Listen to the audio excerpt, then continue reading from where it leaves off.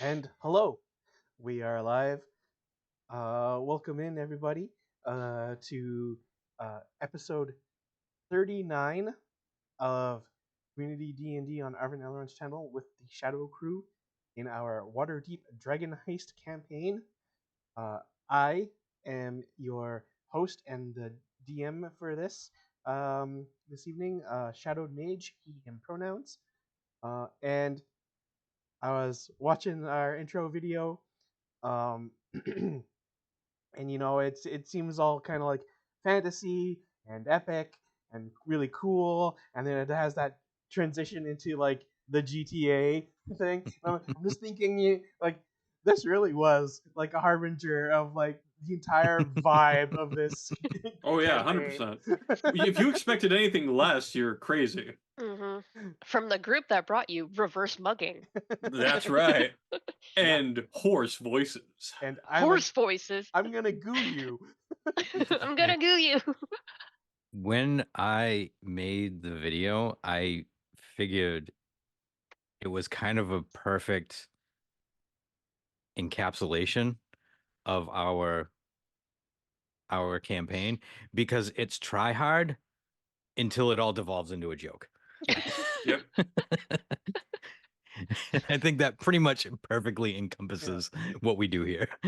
I don't know about that. Judging from the quality of horse voices, I don't think my brain was trying hard at all for most of the campaign. But like remember that's before we got in to like 39 episodes deep at least 3 hours a session. Yeah. It was like Oh, does Triffid and Prince Justin not know horse voices? Oh God. man, What a tragedy that is. Too bad we don't have it clipped. We need context. Oh, it is clipped. it Oh, is, wait, perfect. Yeah. it is clipped. I posted it around a few different Gotta re-find it now. uh,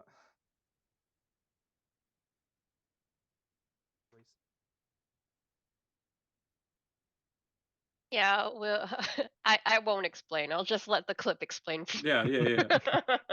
I was just locked in an almost sneeze agony for like 30 straight seconds. I felt like I got stun locked in real life.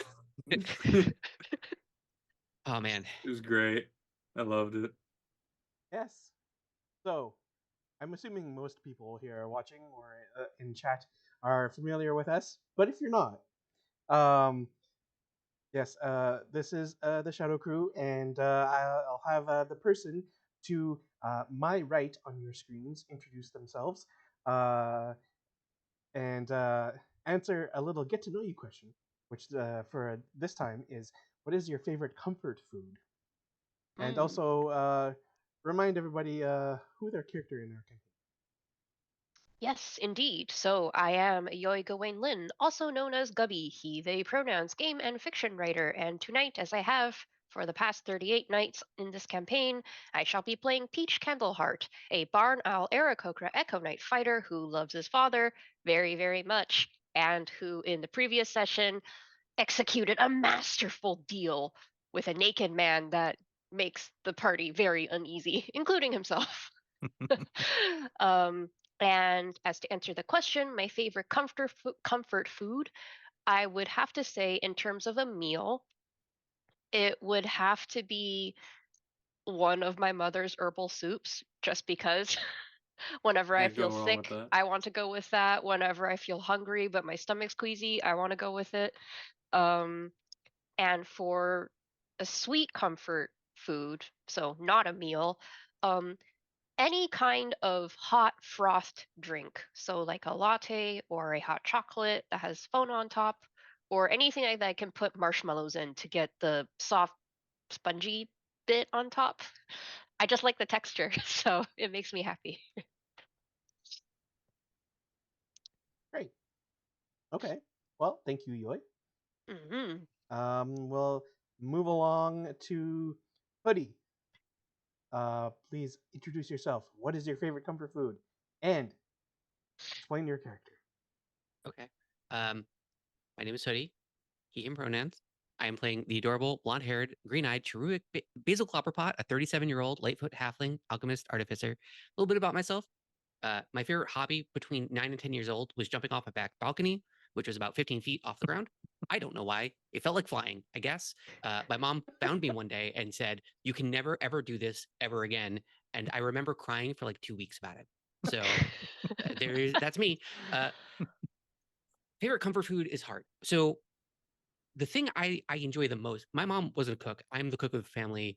she asked me to cook for her. So I have no like family old comfort food. But what I found recently is a Thanksgiving Day sandwich where you like make the bread and you make the stuffing and you make the mashed potatoes and you like take some time on your turkey and then you put it all on this like giant piece of bread and you shove it into your mouth as fast as you can is the best feeling in the entire world. So I think it's that. You got to butter the bread with cranberry sauce. Oh, you mix the cranberry sauce into the mayo that you use on the bread, Mm. and then you put gravy in between the turkey and the mashed potato level, and then you put stuffing on it. But the stuffing's got to have Bell seasoning in it, or it's not real stuffing. Anyways, yeah, no, there's a bunch of intricacies here. That They don't know. No, Hoodie. It's so sad. They don't know oh about yeah, Bell's. Bell's They is don't. just a New They don't England know thing, about right? Bell's. That's a Yeah, bummer. I don't think that chicken or turkey tastes right if it doesn't have Bell's in or It's a- near it. it's a fucking travesty. Yeah, I feel bad for all of these people. it's the best one. It's the best seasoning. High praise.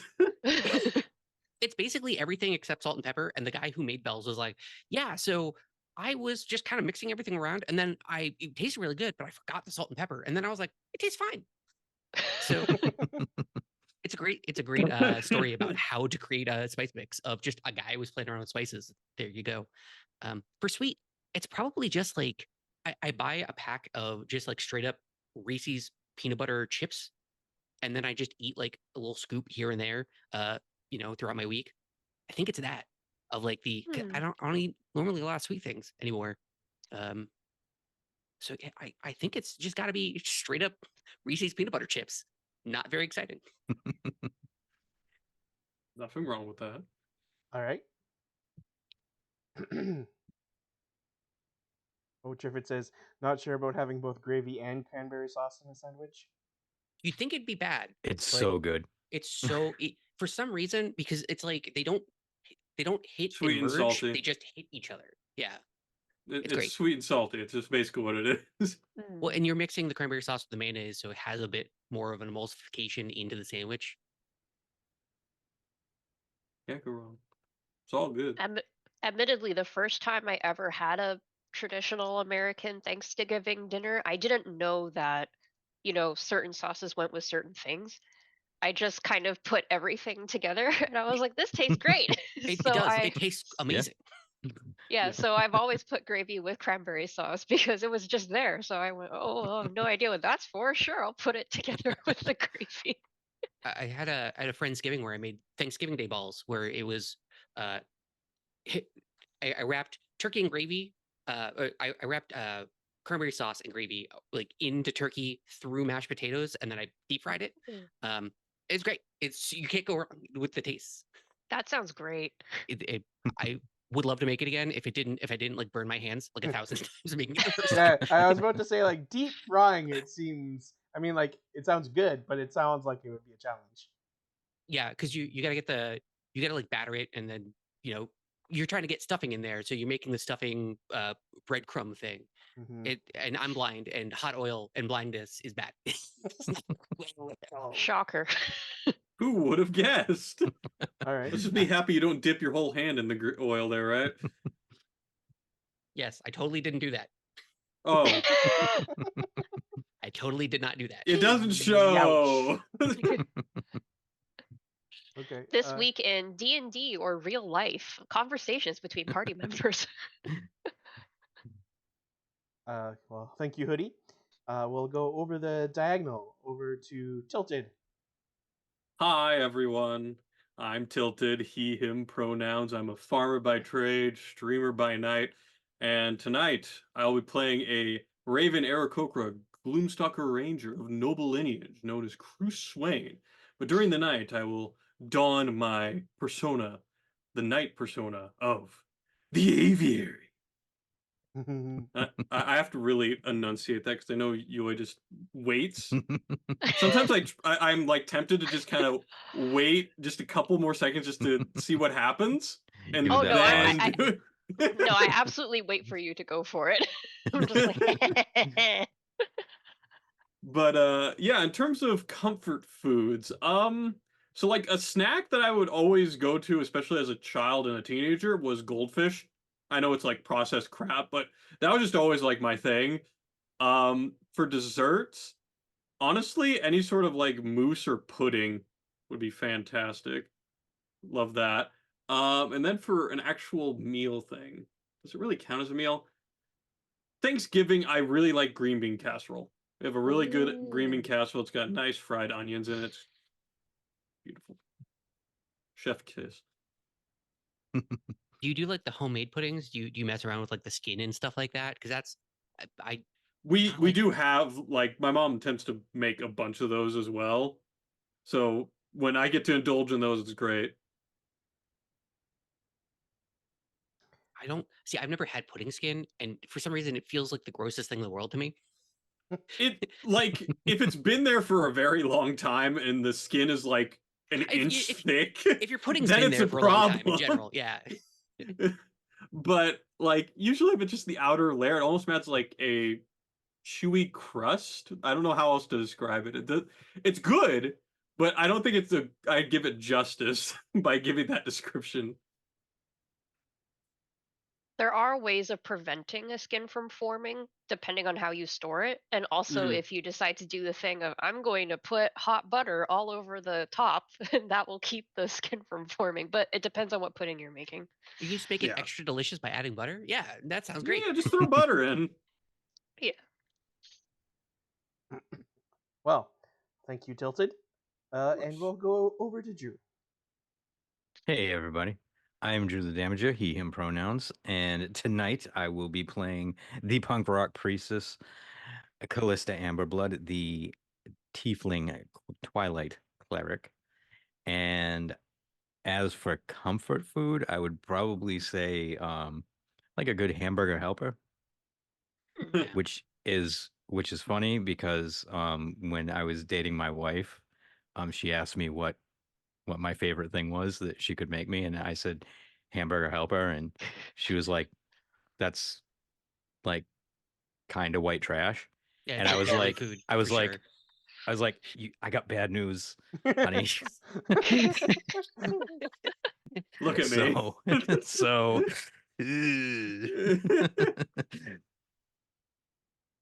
Yeah, it's in the same pantheon as like craft dinner of the like.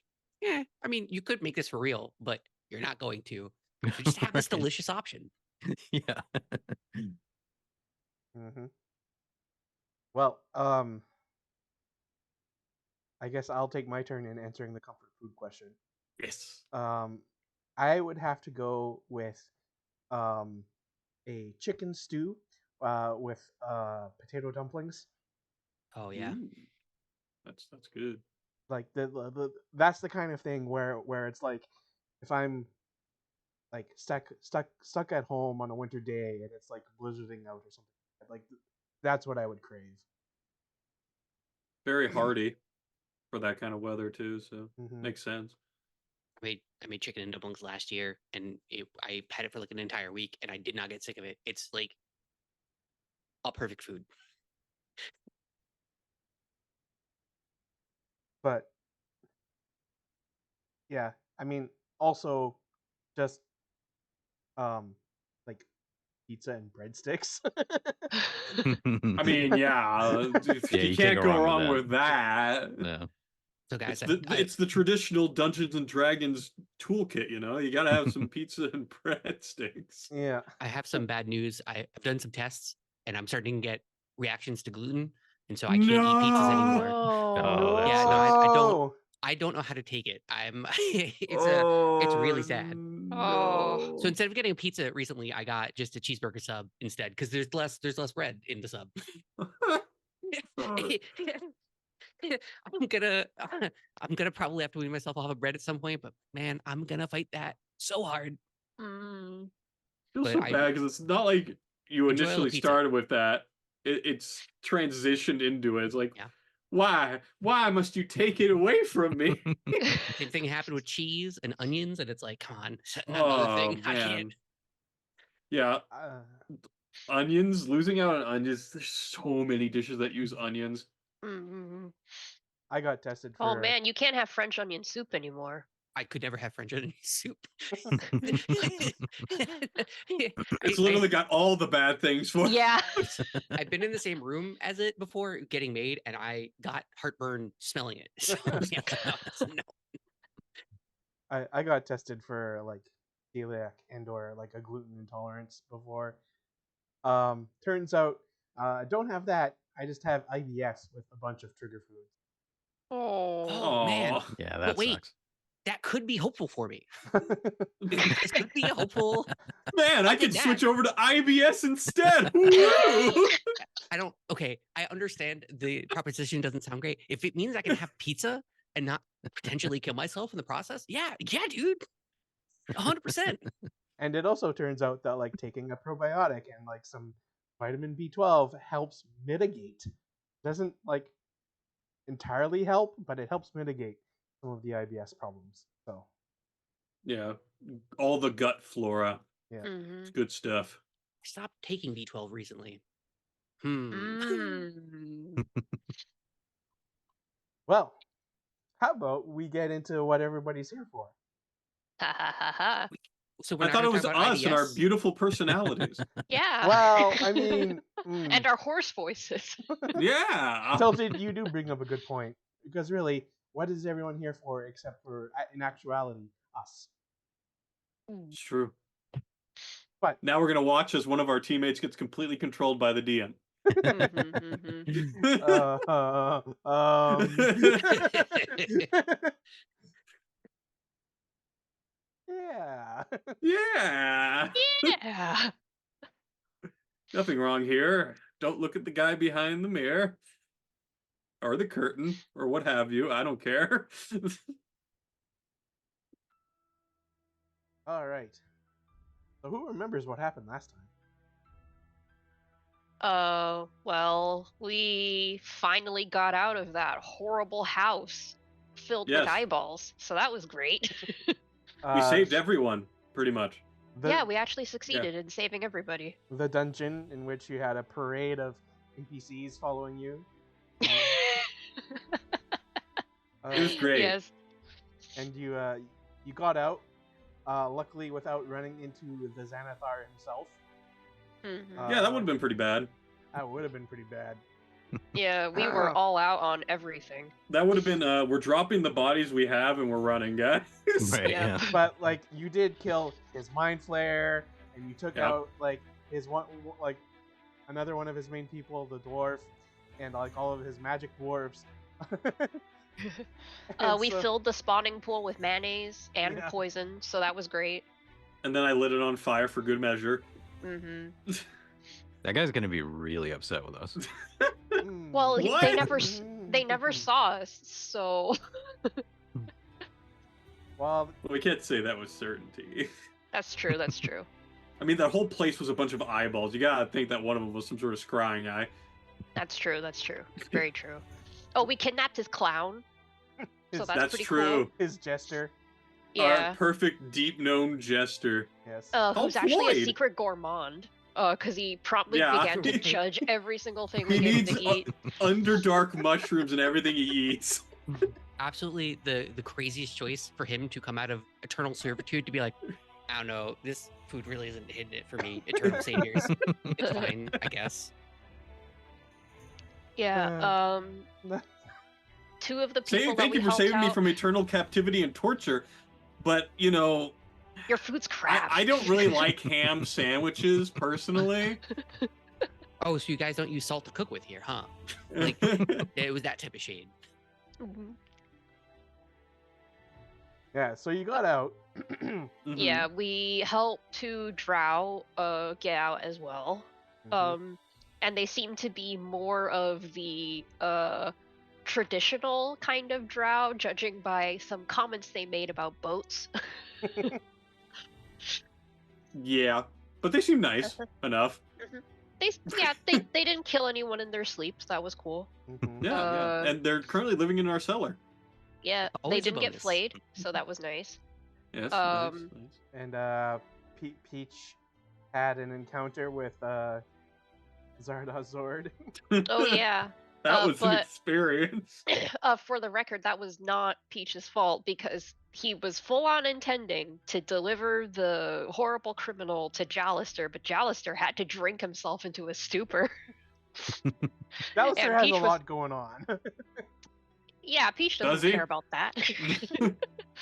So Peach was like, I'm not going to leave this person around, and I'm not going to keep this person at the yawning portal. I need to get rid of them somehow. I guess I will go to the naked man.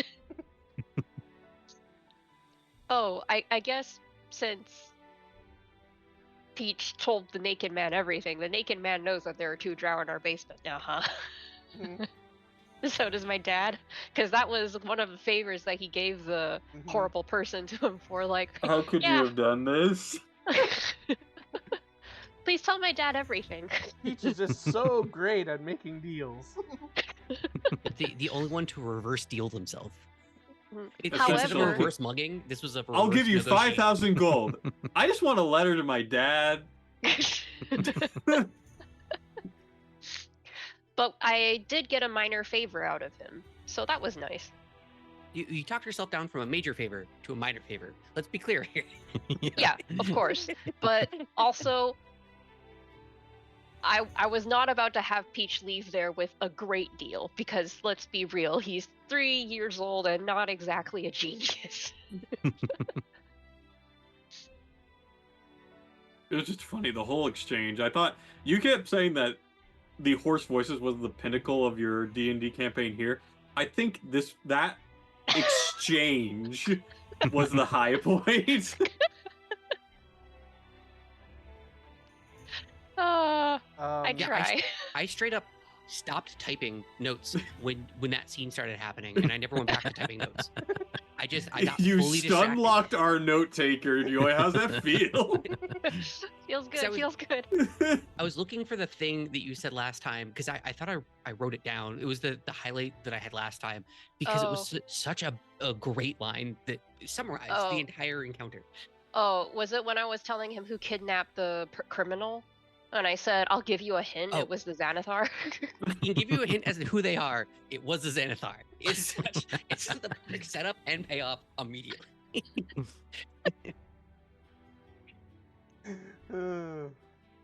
Yeah. We have good times here. We do. But then on the way back to the yawning portal, I saw Tam, who was totally not Tam, and then went and told the party about it. We went to the Blackstaff about that, and the Blackstaff said that not Tam, and probably not Renair, were simulacrum? What's the plural for them? Simulacra? Yeah. So, and then we had to go searching for whatever the source of these simulacra are. And then our dear cleric got possessed by a rock. And the rock wants to be taken to the secret leader of the Zentarim, a fine fellow, I assume, called Manchun. Oh, we were also promoted to reserve members of Force Grey. We are now benchwarmers officially, so we made it, guys. Yes. Yep. We're moving up in the world. Well, like, that is the most elite set of adventurers basically in all of Waterdeep. So yeah, we get to bring them Gatorade and towels. Awesome. What would be ye old Gatorade and towels? Of course. yes, and so yes, the very last thing was Callista having this telepathic communication with the Stone of Galore, and then the Stone of Galore winning in a kind of force of personality contest, and then dominated Callista's mind and said, "Take me to Manchun." That is where we left off. So we pick up with Callista. Basically, you can act as yourself, and but everything you do must be in service of trying to take the Stone of Galore to Manchun without letting the rest of your party realize that you have been taken over by the stone.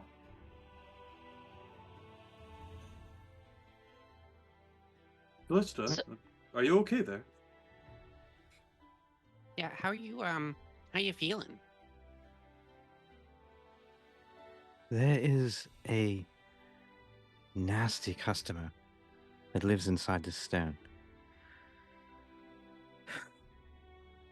So But luckily, I was able to fend him off.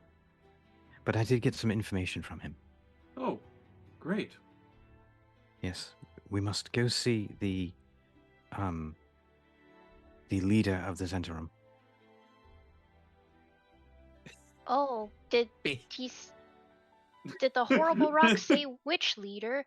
Because there are two apparently. They Yes, are having a civil war. yes, his name is Manchun. Oh, because Well, Do it's we nice know to have which a one lady. that? Do we know which one that is? The real Zentrum, the not Doom Raiders. not Doom Raiders. The Okay, real, so- the real puppy kickers. Oh, okay. As opposed to the fake ones that still do it. Wait, so you hold on. To get to where we need to go, which we thought was just, we're looking for a vault. We need to go into the heart of the Zentrum, and not just the ones that kind of wanted to scout me that I could kind of work an angle with, but the scary ones that kick puppies. And you want us to go there? Why? And be annoying on rooftops, don't forget about that. Right. Because apparently Manchun has information to get into the vault. Yeah, but wait, hold on. So the rock doesn't have the information to get to the vault? No, unfortunately, the So, rock is... Okay, here. The stone knows where the vault is.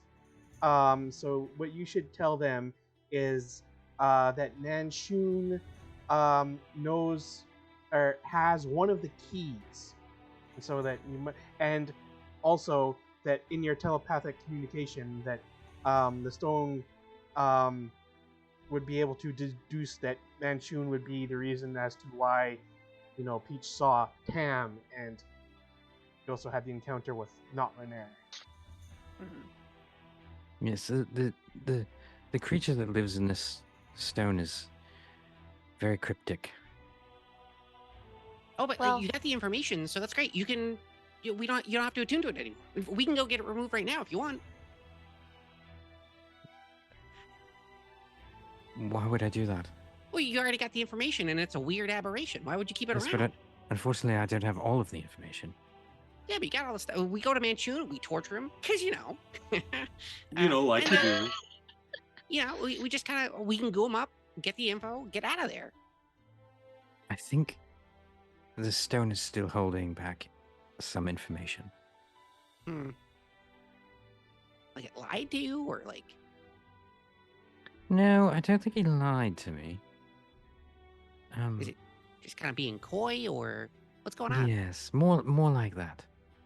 And Well, it's more of a feeling and not an actual conversation.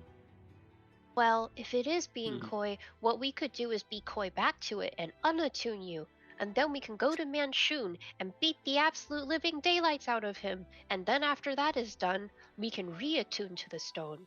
What do you think? I think we should just go there now. Well, we don't know where he is. Do we know someone who would know where he is? Do I know where he is? Okay, so you have various different leads as to ways that you could find out where to find Manchun. So, unfortunately, one of your best leads, you guys killed and dissolved in a barrel of acid. No. We did not That's- kill them. It was flayed, and then we put in the acid to avoid any sort of consequences Okay, for someone sorry. else's That actions. wasn't us. Sorry. That was not us. Hey, we've got a lot of blood on our hands. We don't need more, Not that okay? You knocked him out, left him in your basement. Someone else came and killed him by flaying him, and then And whose fault is that? What? Who would do that? Who would just come into our freaking abode, go downstairs, and just, I want to flay this guy? So, other upper agents of the Zentrum that you have encountered include the halfling cook mage that was going to go meet that red wizard that you wound up turning over to Jalister. So you might be able to go to Jalister and see if he's gotten any information out of that guy, because he'll still have him in holding. You could try and track down the emotional man from the theater, or Right. the priestess of Bane, the woman that was with him from the theater. Yeah, but we don't know that they were Zentrum specifically. We just know that Vivette, who looked like a Zentrum, went and met with them. Which doesn't necessarily mean they're Zentrum people. Well, she definitely gave the stone to emotional man. That's true, that's true. Peach and Basil don't know that they're Zentrum because Peach and Basil got in there and got out and didn't even talk. Yeah. Yep. Just stole the stone and left. So, like, the stone would be whispering in Callista's mind about, like, connecting all of these pieces of information, Mm. and offering these up as possible routes in order to get it to Manchun. Mm. Yes, according to the stone, we could go after these people, and I'll, tell them. Peach ponders a little bit, and he says, well, we do know that the man in our basement, who is currently in a vat of acid, we know that he was tortured by a drow, and we know that the scary naked man has something to do with drow. So maybe we could ask him if he knows anything about what the man in our basement was flayed for. And I just sit there for a moment. But couldn't we just... Oh, wait, no, never mind. His jaw got dislocated. I forgot. Yeah. I was just saying, we Also, could he's do in it, a but- vat of he's in a vat of that acid now. too. Oh no, That those doesn't bones are work. gone. No, they're Oh, hello, dead. They're Tim. gone. They're just juice. Goo, one might say. Okay, so Ooh. let me lock this down. So you got the leads and you have the info, and you want to still remain attuned to the stone because it's holding something back. What else could it be holding back? I'm just really. I So, can put it in like a lockbox and like wrap trickle- your head in tinfoil. No, it trickles out information to me. Okay. Do you need any more info? You um, mind? the stone is basically like Callista. You could say something to the extent of that. You would need to stay attuned to the stone until you actually reach the door of the Vault of Dragons, along with any keys that you might need. Yes, I need to attune to the keys that we need to find. I need to stay attuned to the stone, or else we're not going to be able to open the door. Oh, does it have like some type of like weird magic power to it? Yes. Like you need to. Oh, Yes. Okay. We Yeah, let live me in- check it out. We live in I a world cast of detect magic and fantasy. I cast detect magic, to see if anything's going on here magically. Unfortunately, it is goggles. not an effect that you would be able to see. I just get like super close to Callista's face with the goggles, so my eyes are super bug-eyed. But I don't see anything, so it's probably some like weird divine thing or something hard to pick up. All right. I put the goggles up. Well, I'm good here then.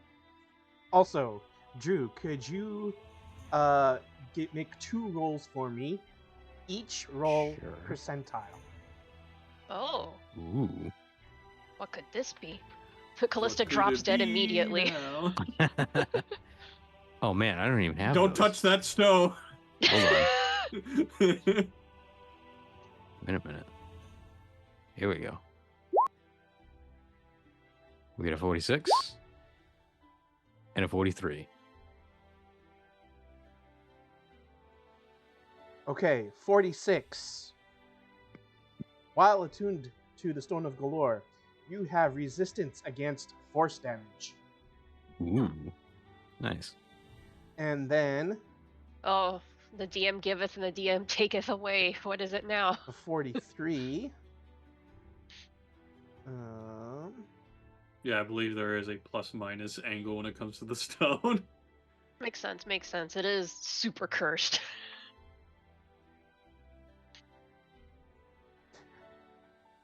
Uh-oh. While attuned to the artifact, your weight increases by 1d4 times 10 pounds. Is What this the like a hell? magical weight increase or is this like a physical weight increase? That's a good question. All of a sudden, just yo, Callista, Um, you were just so- why all of a sudden is your arms like extra weighty now? The crop top is not doing it, it's straining a bit. yeah, so Callista, you gained 20 pounds. That's fine. Okay, so I think we need to replay all of that conversation with Callista, what The context happened? of just all of a sudden just gaining 20 pounds somewhere. Weird, it's just all in the face. It's just only the face. Everything else, fine. It's just 20 pounds around the ears. Maybe she has like an allergic reaction to the stone. Yes, Callista, I think you should unattune. You look very unhealthy suddenly. Have you suddenly got hives? No, I suddenly got hotter. Oh, It's like I don't think. all in the Oh. bust and butt. Yeah, exactly. It's the most beneficial. Well, 20 I was pounds gonna it could have follow it gotten. up with you got hotter. I was like, which guy? Okay. So, So just to be clear, you don't want to see the Massmar, right? We're good. We're just going straight to where next? Huh? well, No, we my need to find- suggestion was the frightening naked man. Well, there's also Jouster, which I don't like the possibility of meeting up with Zord again, if that's who you're referring to. Oh, yes, but I already spoke with Jouster last night and he did not leave a good impression on me. When did you talk to him? Last night. Was he possibly enjoying several beverages? Oh, he enjoyed way too many.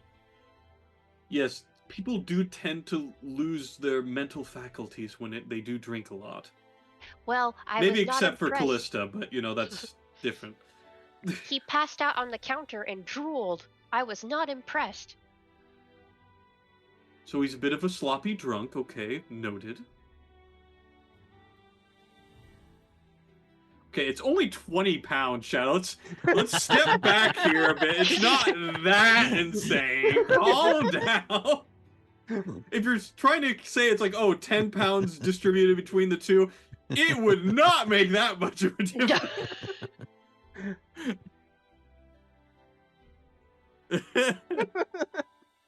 I'm just making a joke in chat. Come on. I do really like the idea of it being a curse, so it's just like 20 pounds went to one singular part of the body, like a hand or a foot or just the elbow. The tail? The tail Yeah. got fat. The girthy tail. Or your horns. Yeah. Horns look a little jiggly. How'd the fat get to the what? Well, we can just go with theater of mind across like 4 different people and then we can just take the average after. All cursed Hellboy. Thank you, Eric. Yeah.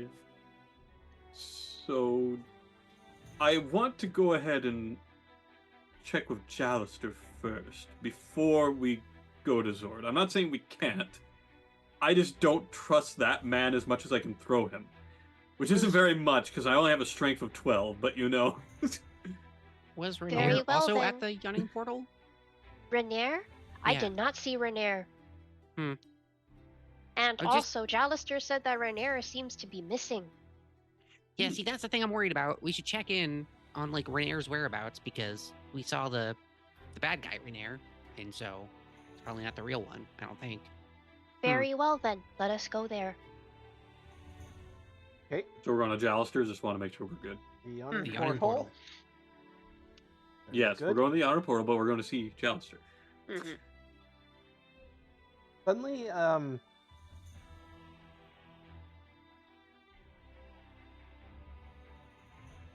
Callista attuning to the stone, was this at like the morning of the next day?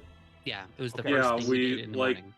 Okay. We went ahead and went out briefly to go ahead and do some quick chores, and then we came back like 10 or 11, something like that. Right. Mm-hmm. And then we did the attunement thing, and I'm assuming we're somewhere around noon now. So Yeah. what's our day count until the festival? Is that Uh, the next day or 2 days away still? We're hold on. Scroll all the way up to the top here. 2 days remain until Okay. Dead to 2 Winter's Day. days. We're Okay. on day 9 of the third 10 day. Okay.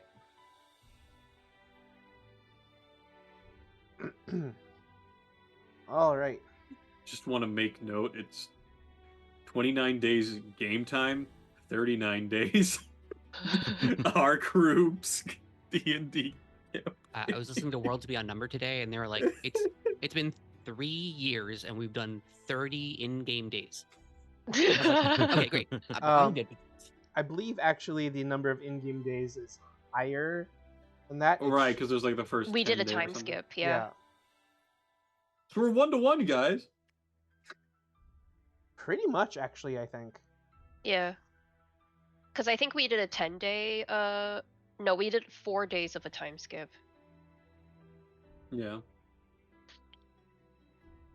But anywho, we go to the Yawning Portal, I believe. Yes. Yep. I would hazard to say that Worlds Beyond Number isn't even an actual play podcast. It's just an audiobook. You're just listening to a very good audiobook done by very talented people at this point. They're so talented that it makes me feel dumb. Every time I listen to it, I'm like, wow, that's a really good character choice. How did they even think of that? All right. So, you arrive at the Yawning Portal, and Jalister is kind of he's sitting in one of the comfier chairs near the fireplace. And he seems to be nursing a hangover. Oh. Peach looks at the others and says, "You see?" His voice Oh, is very judgmental. I think I have something for that. Hold on. I woke up to Jalister with just a bright green vial. Hey, bud. Super loud. Hey, bud. How's it going? Hey. It looks like you have like a headache or something. Here. Yeah. I think I had a bit too much to drink last night, you know? So the world is, seems a bit bright and everything hurts. I drink this. Listen, I've made a lot of concoctions over my day. One of the things I'm most proud of, though, is the professors would go out drinking every night, and so they would task me with making the hangover cure. So here, take this on the house. Do I even want to know what's in this? I look him just straight in the face. No. No, you don't. And so then he'll just like shrug and like pop the top off and go glug and like drains it all in like one. It tastes like, imagine if someone punched you in the face with mint as hard as they possibly could. It tastes like that. I mean, there's many other flavors I could think of that would be bad. So, mint's mint's not the there. worst. The mint there is to mask all the other flavors that are immediately happening. And Gotcha. Oh boy. and like for Jalister, it's like the world like does that like effect you see in movies where like they like zoom in but pull the camera back. The vertigo Oh, effect. yeah. Yeah. It's now called the severance effect. Yeah, because you get severed when it happens. I haven't seen that show. Well, they do the zoom in, pull in, Yeah. the dolly shot when the severance, when the switch happens for the innie outie, Mhm. and so it's become more popularized now because of it. Dolly counter zoom. Thank you, Eric. And so then like his eyes kind of go wide. You can like see like the like his cheeks kind of like pucker a bit, and then he kind of goes like this, and then like he sits up. Whoa, that sure has a kick. Yeah, I mean that Ghoul will do that. I mean, yeah, Mint will do that.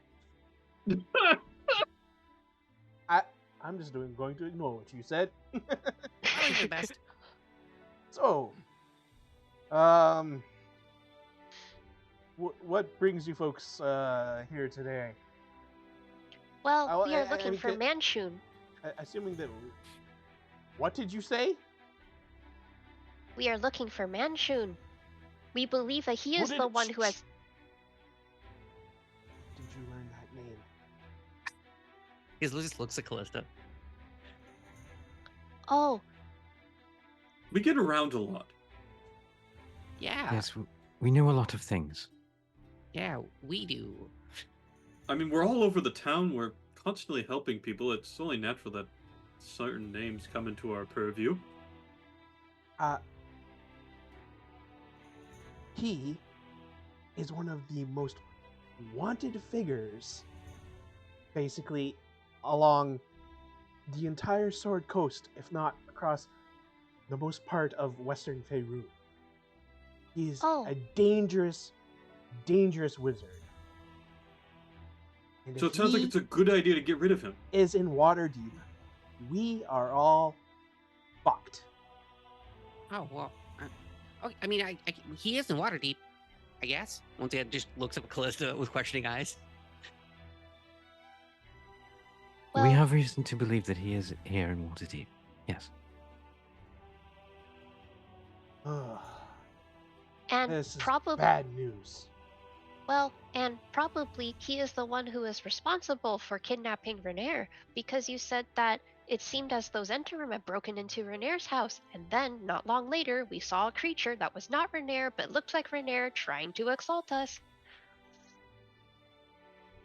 And now Yes, it seems that's like a bunch of disparate pieces are all coming together. It's starting to make a lot more sense, and I am very scared. Oh, so, and Shun must be the hidden leader of the Zentarum. He's the one controlling them and is orchestrating all of these various plans against the Xanathar. And, oh, the Xanathar versus Manchun, that would be... No wonder they're conducting basically a gang war. Straight out battle between the two of them would level the entire city. Oh, that's That's quite lovely. terrible.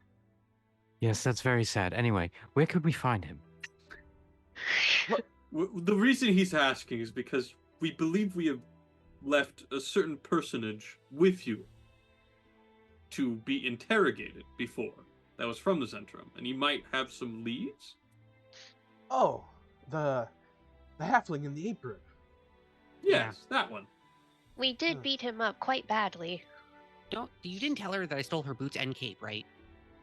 There's a him. Oh, But sure. This is a different person you're thinking about. Oh, okay, great. Yeah, Yeah, it was the the one from the chef that we beat up Xanathar in that we- Blue War Oh, Alley. sorry. Who did we give the halfling woman to? That was Peach's deal. yeah, Yeah. Right. You gave that to Right. Okay. Right. Okay. We're batting 100 here. We're doing good. Yeah. Okay. Last I knew, we did have him locked up and interrogated every now and again. Let me go get in contact with some of my contacts, see if we've learned anything from him.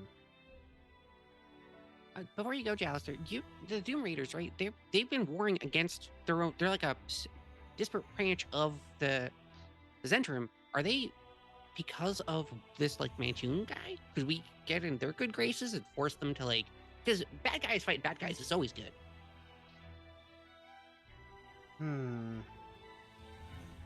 Might be worth a shot. I mean,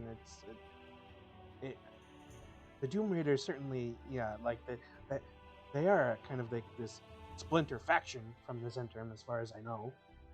They are still puppy kickers, though. Yes. Yeah, but if like a puppy kicker fights another puppy kicker, the world's good. That's good. That's a good thing. I know you're going along with the idea of two wrongs make a right in this case, but No. See, it's subtraction. It's not addition. But when there's already a bunch of chaos going on, you're just basically adding to that fire. Yes, I don't see how this helps us. Well, you guys, I live in chaos. That's like my thing. I'm trying to I think- stop the chaos. Oh Well, no, I I can't let think- that happen. I think what Basil's trying to say is that if we decide to infiltrate wherever this Manchun is hiding, we may want to bring people to help. And if we bring people to help who are motivated to take down this particular person, well, why not use these puppy kickers? I Yeah. think that was what he's trying to say. Yeah. Thing is, though, is that we basically give them the big metal finger when we last talked to them. Yes. Well- Also, if we're going to infiltrate somewhere, wouldn't it be better for a small group of, say, the 4 of us to go in instead of with a whole army of Doom Raiders? Oh, they're just That's true. distractions. They're If we useless just human wanted to beings go that shouldn't ahead be and- alive. If we wanted to seek assistance, perhaps we could go to one of the other factions that we actually have good ties with. Yeah, but they're good people, and I don't want good people to die. I don't understand what you guys don't understand about this. I want to get the bad guys on our side, so when the bad guys start killing other bad guys, I don't have to feel morally responsible for anything that comes wrong with it, and then I can sneak in without like a care in the world. Well, But you says do Peach, realize- and then he draws Basil away and kind of folds a wing around them, and then whispers secretly to him behind his wing. And he says, "Actually, Basil, I think that's a very smart idea. But the reason why I am afraid to say yes to this idea is because what if they find out we have the rock, you know, and they try to take it? Everybody wants this rock. I do not want to have people around who would want to take this rock from us." That is true. And, you know, Callista is just one person, so. Yeah, right. Bad guys killing bad guys is so cool. Why is he whispering to Basil beneath his wing? I don't know, but we can very much hear them. I'm like 100%. You can hear them clearly, right? Anyway, Peach withdraws his wing and he looks around and he says, "I have convinced Basil." I'm glad. Very And good. believe me, I don't think it's a bad idea at all there, Basil. The only problem is that they will expect something out of it. We don't have And to if be us. We can be like other people, or like convince them through subterfuge with like releasing false information because You we think have like we a have the mind. We have a mind time for that? Basil says we have a mind person, points at Callista, and then looks at Yalister and quickly drops his hand and goes, "We have a person. Yep." We murdered a mind flayer, Yalister.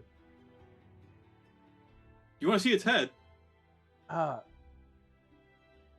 I left it back because Callista wanted to stuff it. I kind of do, but perhaps another time. Yeah, Well, I'm certain we'll have it mounted on something. Yes, as How soon as it's about- taxidermied, you can come into the Troll Skull Inn and see it on the wall. How about I go get that information for you, and That'd be great. I'll meet you back here in an hour and a half. All right. Do you need any help or want an escort or? No. It's all good. All right. Well, I guess we're here for an hour or two. So, who wants a drink? I am not quite feeling like a drink. I turn over to Callista. I know you want a drink. Yes, I'll take one, but I want to get going. Well, of course, but we kind of need that information. We can't just leave without it. Yes, I just hope Harry's back. Basil's gonna roll the first insight check with that. The Callista not wanting to sit down and take like an hour to drink. Yeah, Basil, like wheels I around and also just looks would at at that Callista. point too. Yeah, insight from Peach as well. Okay. 15. 17. How does a 24 for do? me. Holy let's- shit. Callista, you can have a +8 to your deception check. Okay. Let's not forget it was also a crit. Like, come Well. Oh, you critted? Yeah. It's a 14 with the modifier, Yeah. so we all know. Okay. If it was gonna happen in any particular circumstance, it's Callista saying, "No, I just want one drink." Yeah. Yeah. So we don't know, I'm guessing, that the stone has possessed Callista. We just know that something's off. Yes. Like what? Okay. I just kind of look at you two, and I kind of like Basil, motion to just keep quiet. Basil's face is instantly readable of like something has gone terribly wrong. Mm-hmm. And I just look Guys. at you and like, yes, but keep it down. Peach says that he is going to visit his father. Weren't you supposed to not meet your father for a while? You don't know that. He told me that 1-to-1. He didn't say that in front of the group. Did I thought you Weren't mentioned that you were sad going to be... about not being able to talk to your dad. Yeah, you said that you were like really sad you weren't going to be able to talk to your dad for a while. I remember you saying. Okay. In that case, what Peach is going to do is he's going to say, I think I'm going to go outside and fly a little bit. Yeah. Get some Basil, do you laughs in. want Okay. Basil, do you want to join me? Oh, like a counterweight so you can get some exercise in? That would be lovely. Looking at Callista, looking back at Peach. Yeah. I'm just kind of looking at you like, you guys are going to leave me alone here? Basil's like, you're in a public place. You'll be fine. Alright.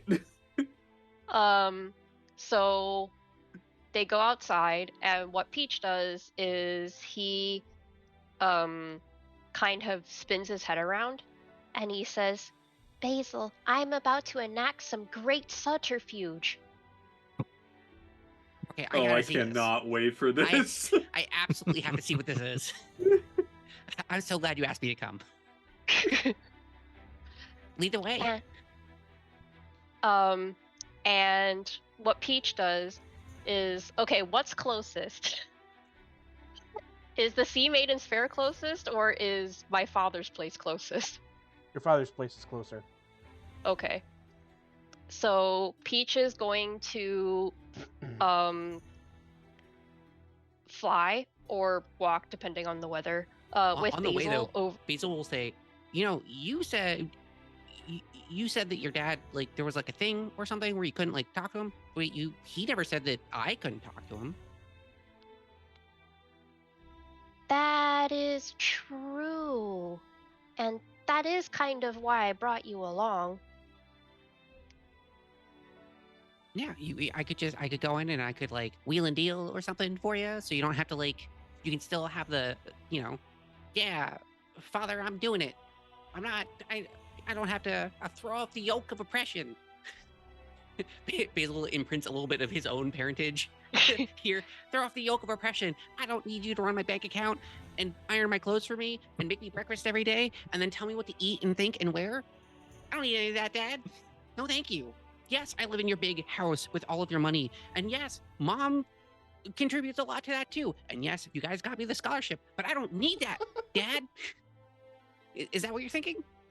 Oh, no, I don't think any of those life experiences apply to me. That sounds like something a bigger than a 3-year-old would do. Huh, yeah. Anyway, Basil, don't you think that it was quite suspicious what Callista just said? I went from being perfectly confident that Callista had it all under control to, oh no, the thing ate her brain and now we have to worry about that. And there's like a stone in her brain or something. I don't know how it works. Yes, do you know anything about that kind of thing? Can stones do that? I mean, anything with a curse, I can't detect things with curses. I don't really have divinity, so, all of that stuff is like beyond me. We gotta go to like people that are either deal with curses specifically or have some type of divine holiness to them. Like the Holy Hands house was a good idea until we just didn't go there. Huh. Well, in any case, the reason why I asked you to come along was not really because I wanted you to speak to my father for me. There are very specific things that I would like to ask him that have to do with our specific relationship. But in reality... Why did you look at me so strange? That was a weird way to frame it. That's all. It's fine. Yeah, I mean, I understand complicated. Well, I think that he and I are having some tensions because I am 3 years old and living by myself for the first time. And I wanted to talk about that. Right. Yeah. I do understand that one. Anyway, I mostly wanted to get you out of the tavern because I was afraid that you would yell something suspicious and attack Callista. Oh, because I would have been that. Yeah. No, that's a good call. I can admit when I would have been really bad in a situation for sure, and that would have been it. Yes, so Me- I am hoping that this small walk will help you calm down a little, and I hope that Cruz does not feel betrayed. Meanwhile, I'm over at the counter with Durden, like, hey, Durden, could I get the hardest stuff you've got? I'll pay extra. Just hook me up right now, man. And I am sitting there at the bar, and I keep checking the door and kind of doing the thing where I tap my nail, like over and over and over again on the table, and check the door again. Impatient girlfriend vibes. Yeah, exactly. Yeah. The full glass. And I'm just sitting like, oh god, oh god. And also, Basil, after I speak with my father, he is probably going to be extremely cross with me, so I may need your emotional support. Oh yeah. Once again, when it comes to rallying against parental figures, I'm on board. And in case anybody asks, please tell the others that what I did was I went and I had a confrontation with my father. Because that is what's going to happen. Yeah. So there's nothing to lie about. Yeah, I'll just tell everyone the truth. That's great. Exactly. I'm just telling you this so that, our story is straight in case probably not Callista starts asking us questions. Is that what we're gonna call her now? Not Callista? Well, what else are we going to call her? Rock Callista? We could reference this version as Callie, and then the full version of Callista is Callista. And that way, we could just be like, "Oh, we came up with a nickname for you on the walk." Why don't we do that? Okay. I have a quick question, Shadowed. Yep. Is that matron that is that was in the yawning portal on the first night in the tavern right now? Not currently. Fuck. Okay. Continue. Can I get another 2 fingers of bourbon, please? Anyway, Peach is going to show up at the door of his dad's shop, which I guess is open. Yeah. Basil will try to stealth to not be seen. And Basil will notice that Peach does seem genuinely nervous in the way that a child disobeying a parent would be. I'm just giving 2 thumbs up. You got it. You can do this. I feel 1 year old again, he says, and then goes into the shop. Basil will stealth outside of the shop, and then fully dipping into the doorway with the 7 on the stealth roll, dipping into the doorway to look with the detect magic goggles on. You see a big bug eye looking through the window, like. He's using them purely for the magnification at this point to check on Peach without any ulterior motives. Okay, cool.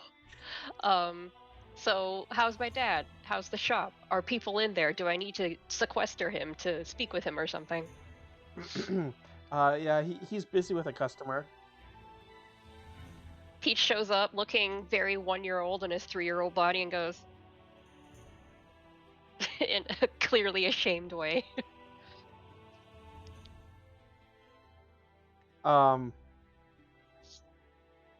then, so Oleander will notice the 2 of you come in, and he'll kind of seem disgruntled about it. Basil's not inside. He's just at the doorway. Okay. Very conspicuous. Just like... Yeah. Inconspicuous, actually, but yes. No, it's conspicuous. Inconspicuous would mean I did well. Oh, right. I'm sorry. Yeah, he got a My 7 bad, on the my bad, my stealth. bad. At which point he catches the attention of a very large human man sitting in a chair nearby the doorway. And the large man, who is like decked out in armor and has both like a great axe and a great sword strapped to his back, stands up, and like he's even taller than Peach. And then he steps in front of Peach and says, I think you're the old man's kid, right? Well, he's hired security. You're not allowed in for a little while anyway. So I'm gonna have to escort you and your friend out. The way Peach's wings just slump. And he just looks at his dad with like the saddest owl face you have ever seen. Oh, really? Yep. There's been a bit of a rough element around over the last couple days.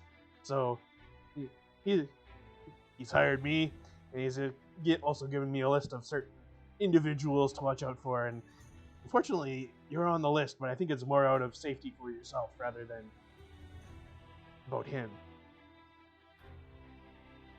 Peach looks around at his dad, who's like, really? And like he's disappeared into a back room. Peach looks up at the giant man. He says, well, thank you for telling me. You don't have to tell me to leave.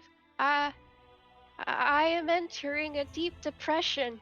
And he leaves the shop. So Basil sees this from the door and sees Peach getting sad, talking to a large, imposing figure. Correct. Uh-huh. Well, can I hear what's going in from outside in the shop, or is there like people here? Okay. So Basil's not going to fly off the handle at this. I don't know. No, he's gonna see a large person make Peach cry, and he's gonna go, "Not on my watch!" And I'm gonna throw a potion bottle at him. Oh my god! Can I have a con saving throw? Oh my god! What? A con This saving is throw. how 16? we die.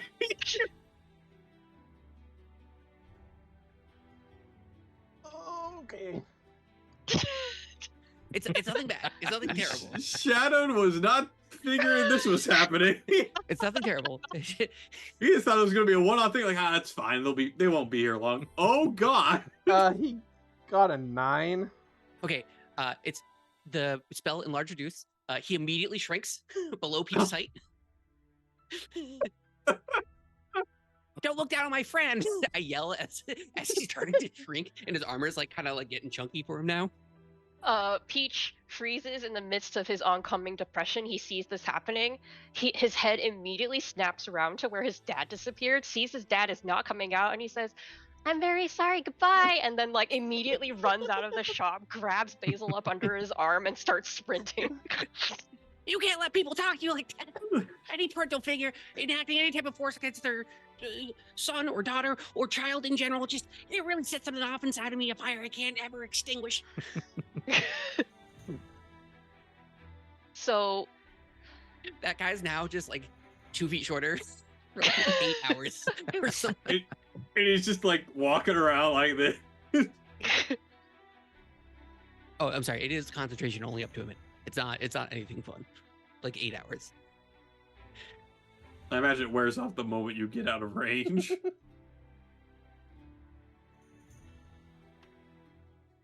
Does it? No, I think it... No, I just have to concentrate on it, but it's only a minute, right? So by the time that we're far enough down the street, the guy's fine. Yeah, Peach puts him down like 3 blocks away because he's just been sprinting like hell because he does not want his dad to come out and be like, what the hell have you done? And then he goes, well, I'm depressed now. Should we it's almost been the full hour. We should get back. Actually, unless you want to go. it would only have been like 15 minutes. Oh, okay. All right, well, we have time. Do you want to like we could like fly up to the Holy Hand's house and like secretly bring a person here, or like tell them that like something might be wrong with Callista or something. Or you know, if you have any, we're closer to the, I guess the dock ward than Troll Skull at this point. But you know, if you have any Yeah. things you can do. Well, there is one person that we could ask for help. And Peach like turns his face towards where the Sea Maiden's Fair would be. Mm-hmm. We're just immediately cashing that one in, aren't we? I don't know, Basil. I don't want to upset Cruz, but at the same time, I was just going to speak with my father. Now I feel like all options of support have been taken away from me. Well, I mean, what? Don't mind the guy you abandoned, by the way. we can support you. You know, I mean, we should get back because I do feel bad for Cruz, but like we can support you. We're your friends. That is very true. Just like how we're supporting Cruz right now by giving him time to get used to the new Callista. Or sorry, Callie.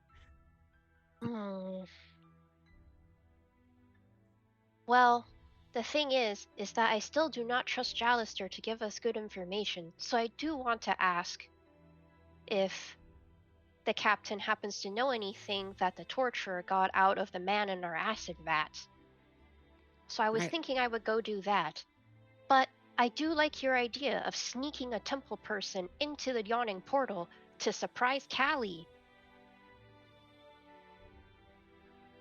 Well, right now, A or B? Which one do you want to do? Because we only have time for one.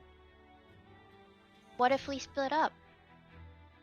I would be able to make it exactly back to our house, and then Yalister would get to the yawning portal. I would love to split up. Peach, have you seen the size of my legs? They're not big. I'm a very tiny dude that really can't walk very far. We could go back and you could get Cruz instead.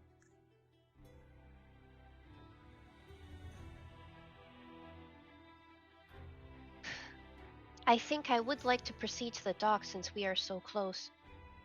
Is that all right with you? All right, let's do it. You know, if anyone else insults you, I might try and shrink him like I did that guy. But you know, you should be fine. Oh, right? that would be very funny. I think it would be very funny if we shrunk down a naked man. And Basil can tell that Peach is cheering up a little bit because he picks him up and puts him on his shoulders. Off to talk to that half-naked dude. Yeah, off to talk to the half-naked dude. Who's basically in a loincloth, and you're going to possibly shrink him. I think Okay. the clothes shrink with him. That's fine, right? It'll only take you about 10 minutes to get over to the docks where the Sea Maiden's Fair ships are docked. How are they looking? Like there's some of the workers are around on the two ships. There's no sign of Zord himself. Peach will go up and basically, this time he will put Basil down so they don't look unprofessional or anything. But he'll put him down and then say, hello, I was wondering if I could speak to your captain, or I guess the captain of all these 3 ships, Zord?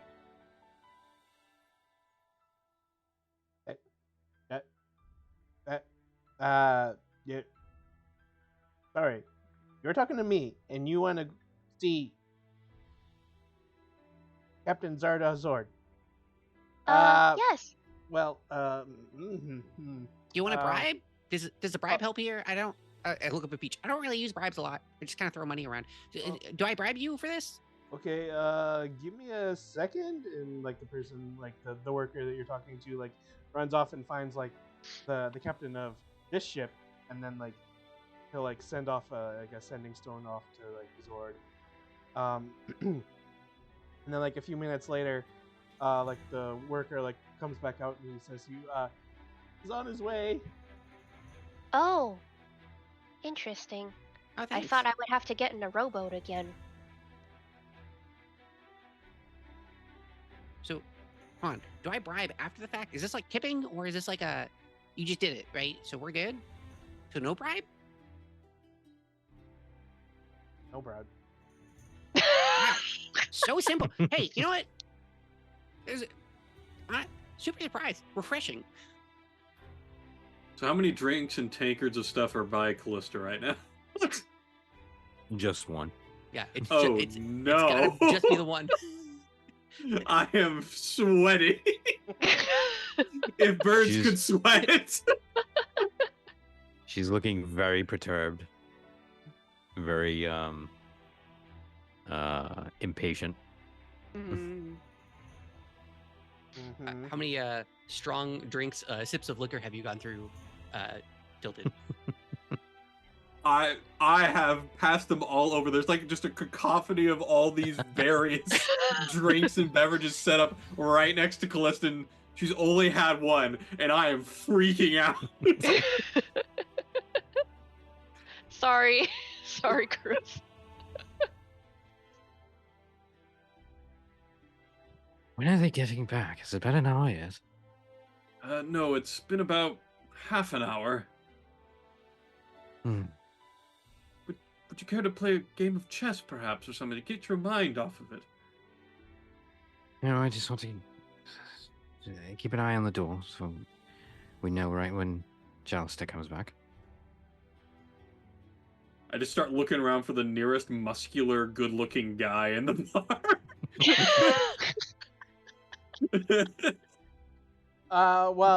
One of Callista's flings is in fact in the bar. All right, perfect. I Oh. say, hey, you know, Callista's a bit down. Maybe you could go. wait. Is it that dude? Rabaz? Yeah. Yeah. Do Does it, Cruz. Do it, Cruz. Yeah, hey, maybe Be the you wingman know. for the wingman. Hold on. Does anybody remember how that ended? Yes, I'm aware. I go ahead and take a Callista moment. was unimpressed. Yeah. I'm just sitting there, gonna take a moment. Like, wait, never mind. I'm sorry for bothering you. You really had to bring your A game, and you missed. You shot your shot, and it was up at you. It was so bad. Here, have a drink. Is appreciating your effort. I'm gonna start looking frantically around for people. Wait. You could ask him to run to the temple and bring back a holy person. He doesn't know about our plans. First off, he doesn't know about our plans. No, he doesn't. Anyone in here is only going to be able to walk. So it would take That's them true. the entire hour just to get to the Holy Hand's house. This is why we have to invest in setting stones, though. 100%. We simply must get them. But yeah, there's just all sorts of yakety sacks going on at the tavern while Callista's very grumpy, sipping at one drink. And you have never seen Cruz so freaked out in his life. Crime bosses, no problem. Dealing with possible mind flayers and other things murdering us, it's no problem.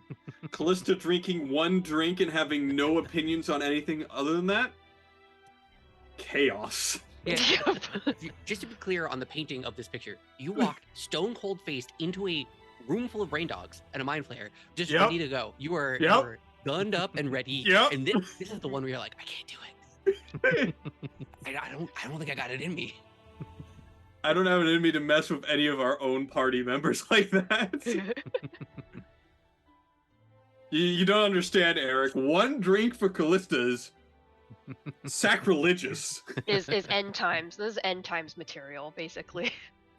Once again, can't understate how beautiful it was that this was the call out that we found out on. Yeah. Right. Yep. When Callista comes back after the stone unpossesses her, she's gonna be like, I knew you guys could pick up on that. I knew it. They don't. That's the thing. They don't Nope. remember any memories. Yeah, Well, I'm we not don't gonna They've been remember attuned. any of this. Well, we Yes. don't know that, but it's nice to imagine.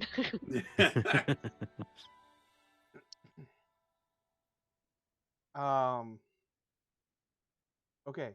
So a few minutes, and a rowboat, like you can see it drawing closer. Zarda Zord, like standing very like. Eric, what the? Hell Shaken yeah. I mean, resistant he to ain't force. wrong though. I didn't even Sorry. clock the implications of being resistant to force damage being any type of sexual innuendo, but now it's Yeah, becoming but it connected. works. It All works. right. Sorry, Shadowed. Back on track. Yeah, so like you see a rowboat drawing closer across the water. And Zarda Zord like standing very, like, aha. Full leg up and Captain everything. Morgan. That is, Like, that's a yeah, lot. like He Captain has his Morgan. foot up on a barrel as he's coming towards you Yeah. guys. Sleep paralysis demon material right there. Oh my god. You can see like the shave lines. Oh, that's horrifying. I'm gonna put down some shades so I don't have to see as much here.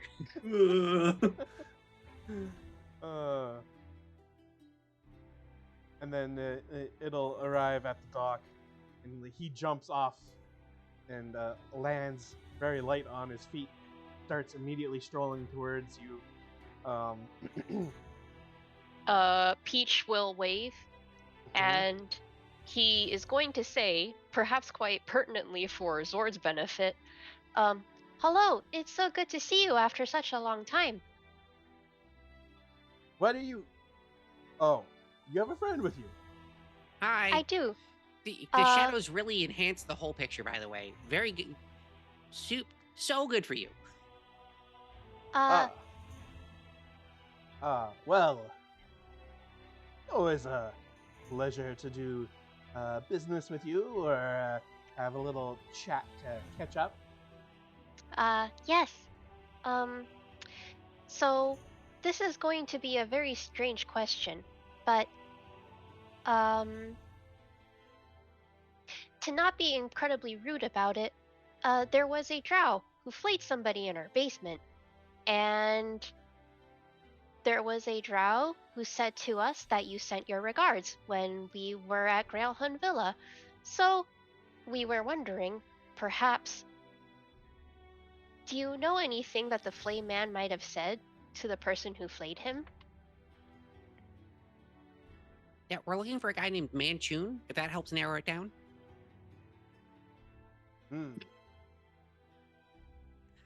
Well, interesting that you seem to connect two bits of information concerning Drow and decide that it means that I'm involved. Oh, that's all Peach. Peach, super smart. So, you And, know. aside from them apparently saying that I send my regards. Well, there is the truth that perhaps they were lying in order to give us a quick bamboozlement. However, there are two other drow in our basement who say things that suggest that, well, I'm very sorry. Again, it's very, very rude. And you can, of course, say no.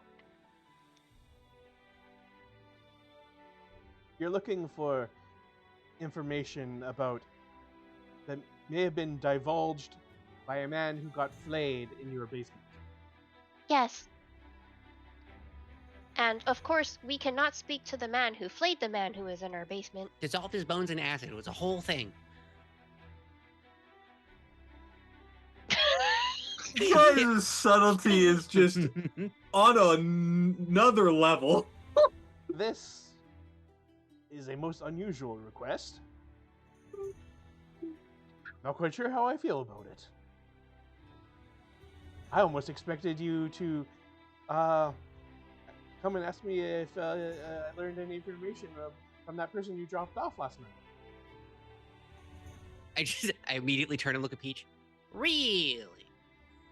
Well, of course, Jalister passed out on the bar, and it drooled everywhere. I could not exactly keep the person with me.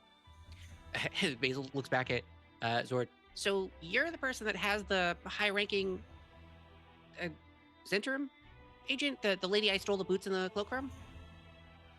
Well, she was missing boots and a cloak. Yeah, I shouldn't have said that out loud. Sorry, that happens sometimes. Anyways, yeah, no, that's a lot easier. Well, turns out she wasn't as high-ranking as you may have been led to believe. Oh, so okay, so when I say the name Manchun to you, you just know that as like a powerful guy thing. That's not, you don't look at exact location. I mean, Manchun is the name of an infamous wizard who hasn't been seen in probably a century or so. Oh, okay, so he's in Waterdeep right now, and we have a friend who might or may not be super evil, trying to look for him because he's in Waterdeep. Manchun is in Waterdeep. How sure of this are you? Well- Relatively sure. Yeah, like an evil entity was asking to like go and see this person. So, yeah, probably. Yes, one of You our wouldn't know friends. that. Well, I do know that it's an aberration inside of the rock, and I've deduced that Callista is taken over by this, so an evil entity. I also did say there was an entity that lived inside the rock. No. Mhm. This is very interesting information. Is it Well, like worth some Who help? else have you may have mentioned this information? Oh, just the Lord of Peach Lights. immediately puts Basil aside and Basil is says saying just the Lord's Alliance as you dragon. and says, "Well, Captain Zord, if you would like to discuss any further, we can discuss together in a more negotiative circumstance." Listen, I'll cut this short and just tell you that there was some information extracted from this person that you dropped off. The key word seemed to have been Yellow Spire. Yellow Spire. I don't. Does Never that mean even heard that. anything to Peach? You would both. I have can to roll make- history for it. Yeah, you'd both have to make like history checks. Yeah, I'll throw one up because I have the +7. I might as well use it when I can. Peach has a -1, so that's 6. It's cool. I got a 9 and I have a +7, so it didn't matter. You two are great. Shout out to the 2 crew. Woo! It's likely the name of like an estate or a castle or something, somewhere in the city, but you wouldn't know where it is.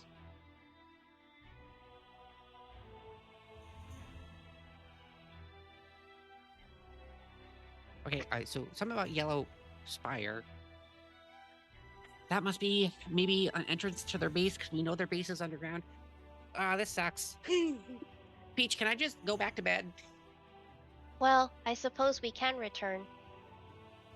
Oh, Bruce! We need to get back. We need to get back. Mr. Zord, thank you so much. It's a pleasure to see you in all of your glory.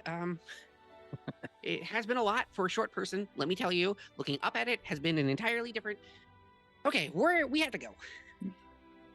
As Basil runs off, Peach is going to swivel his head back to Zord and say very quietly, "Did you pass a message on to my father? I always keep my word. Is he angry at me?" Angry? No. Oh. Okay. Well,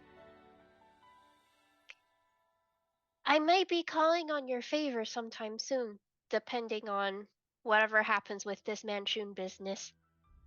I will be most interested to see what it is. And then Peach is going to give him a quick bow and run after Basil. Okay. We do like the Ferris Bueller type sprint back to the yachting portal across like backyards and stuff. Mm-hmm. And like, if you happen to like look back, you just see like Zord like stretching his legs, like putting one leg like up on like the side of the ship, and like really like stretching back the other leg, and then like and like and like just like full crotch view. Oh my I didn't god. realize how much he milked it before. It's just okay. It's getting a little desperate. Like, yeah, dude, you got some package. Like you gotta, the wrapping matters.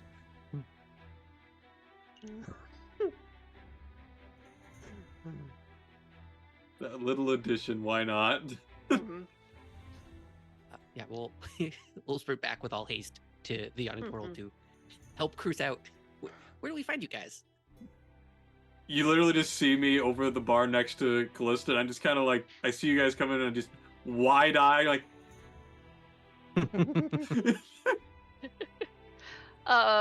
Peach goes in, he puts Basil down, and he says, I'm just going to sit by the doorway for a bit. The depression is coming back to me. If Callie tries to attack you and run, I will have my echo ready to bonk her. I don't. If it's a entity that's like trying to game the system, I don't know if it's going to come to violence, but thanks. Just in case. I'm going to go rescue Cruz from whatever that looks like. So Peach is going to hunker depressedly by the door, and he gets more depressed looking as time goes by. Okay.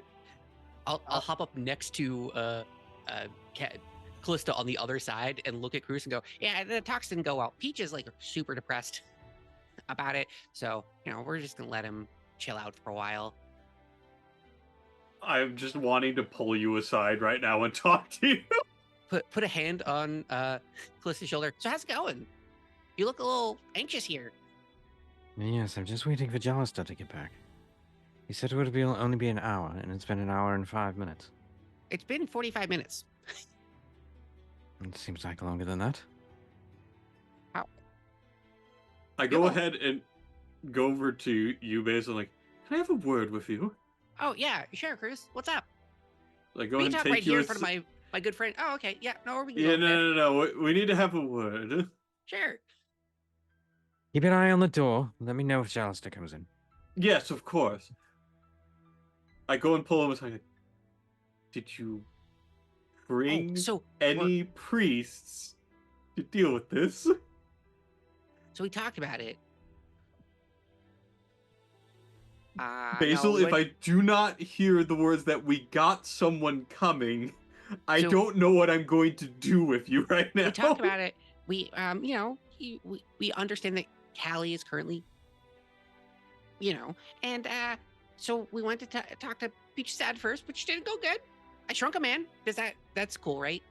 You gotta please tell me. No, Okay. continue with your story. I'm certain it's a wonderful tale. He was being super mean to Peach, so I shrunk him. He was kind of like looming over Peach, and I was like, parents don't deserve, to love their children if they're gonna be like this, like that type of stuff. Anyways, yeah. And then we went to the other side. You went where? Huh? Where'd you go? We What was went that where? second part? We went, we just a little bit of sea air would do the body good.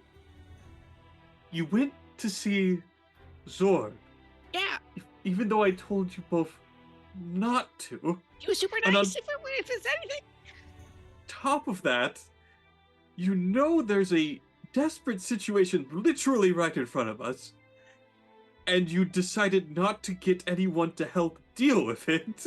well, this did kind of play into my plans of alerting more of the factions that Manchun is around. Because if Jallister didn't know, no one knows. Now Zord knows, and Jallister knows. Look, and look at the it's pretty good. time, Basil.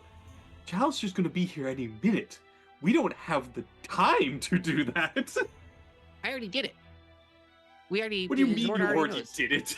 Zord already knows that Manchun is like in Waterdeep, and if Jallister knows and Zord knows, And what is Zord going to do? I don't know. He's got like stuff, right? Like he's cool. He's a cool guy with like a bunch of magic stuff. All I've ever seen from that man is how aloof he is, and he doesn't want to be involved with anything we do directly. Well, that's power stuff, right? I'm trying to get all the. I can't do a lot, so I gotta alert the bigger powers. I don't listen. We talked about going to the Holy Hands house. We didn't do it. I can't go back and change that. Okay. I'll leave it as is, Basil, but understand the situation we're in, and I hope nothing bad happens to us. Oh no, I'm there. I'm not the one that has the legs though. So like I'm helping. I'm a helper. If I were to go to the Holy Hands house by myself, it would take like 4 hours. I understand. And I can't blame you. But I would have hoped that you would be a little bit more heavy on pushing the narrative towards the Holy Hands house. Oh no, I gave up on it instantly. I immediately acquiesced. I immediately walk away and just order the heaviest shit that Turnan's got, and I down it. I am done. And then like so like if you order the absolutely like strongest thing possible, Durnan will just like look at you and he's like, okay. Make a Constitution saving throw. Yeah, no, that's totally fair. I expect to fail. I'm good with this. Save, right? Yeah.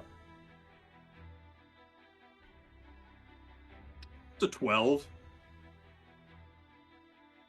Okay. You will feel the effects of the poisoned condition for the next 30 minutes. Fantastic. All right. What did you put in this, Durnan? Never mind. My brain is just not in the mood. Thank you for the beverage, and I pay my tab when I go. I believe it's a concoction of orc origin that originally came from some dwarves. It involves some wyvern poison and some other stuff in there. How am I alive? Basil peeks his head over the bar. Someone say poison? What's that? I have a little bit of the beverage left, and I just hand it to Basil. Basil's gonna do the grossest thing imaginable. He's gonna take the glass and just stick his tongue out and just like get all the stuff. So weird. Can I have? Do you have like bottles of that back there? How many do you want? How many do you have? Oh my God. 3. How much per bottle? I think I bought these like 55 years ago, so I don't even remember how much I paid for them. Oh, vintage poison. That's how's 100 gold? That was the vinegar flavor. Okay. Yeah, sure. You can have them for 100 gold. You seem very eager about this. Okay. I immediately put the 3 bottles of this crazy, insane alcohol in my bag, and I hand over 100 gold. I mean, like, Durnan's been alive for like 350 years. So. What even is he? He's enhanced. Durnan. He's just Durnan. He's a He's human. just Durnan. He's a human, but he's enhanced.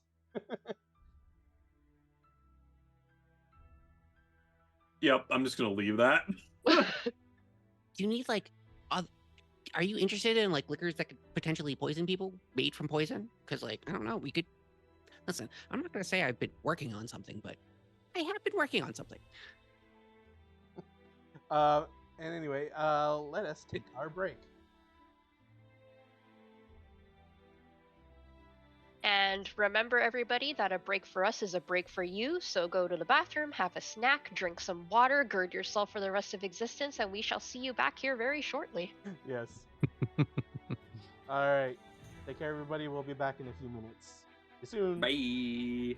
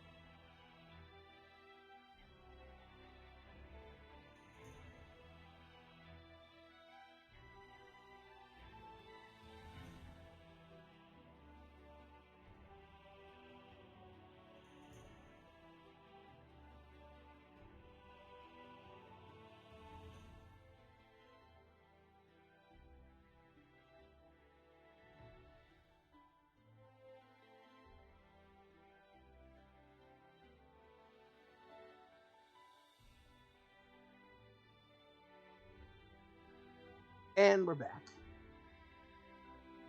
We are back from break. Hello. Hello, hello. And all of the party members are back in the Yawning Portal, awaiting Jalister's arrival. And he has arrived. So Oh. Jalister walks back in through the door. Finally, it's about time. And he'll come over and sit next to the rest of you.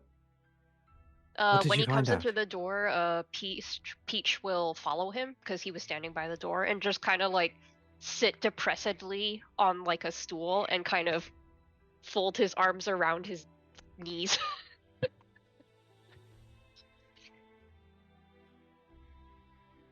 Okay. Well, it turns out that our captive was not entirely forthcoming, but we did get some information from him. He didn't seem to be willing to be like give up a location of the headquarters or anything like that, but he did give up a name. The name he gave up was Agorn Fuoco. Sorry, Fuoco? Yes. Wow. And who is that? He seems to be basically like one of the leader's inner circle, Manchun presumably. Then, he also mentioned that you might be able to find him in Mistshore. Miss Shore. Let me Does, look at the map. Yalister, does the name Yellow Spire mean anything to you? Yellow Spire. I think that might be an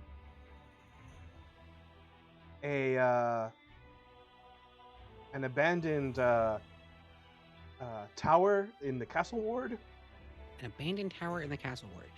Okay, so an abandoned place in what is arguably like the most historic part of Waterdeep isn't like causing any type of suspicious alarms or activities, or like that's just fine. Are there like a lot of abandoned stuff in the castle ward?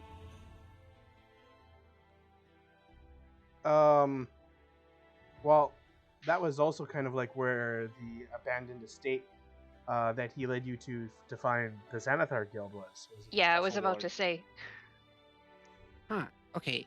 So, because I have reason to believe that that might be linked to the Zentrum. You know, maybe look into it while we go into this Mistshore or something, or maybe we look into Yellow Spire. Well, Yellow Spire would probably fit in with information that we know about possible Zentrum hideouts. Not necessarily a headquarters, but a base of operations of some sort. Oh, okay, right. So, because we're looking to get like into the inner circle to this Manchun guy. Okay. Callista, do you have any, like, which one of these leads would you like to go with?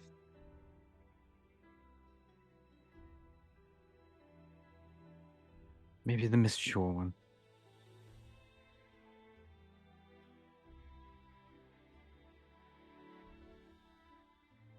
Don't have any qualms with that.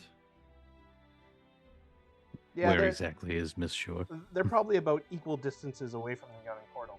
So Mistshore token layer is off in the western northern part of the docks. Sorry. So kind of like just a little northwest of where the Sea Maiden's Fair is. Where Convenient. Peach and Basil just came from. Oh wow, the Yep. docks. I haven't been there recently. Would be nice to get some sea air today for the first time. And Yellow Spire is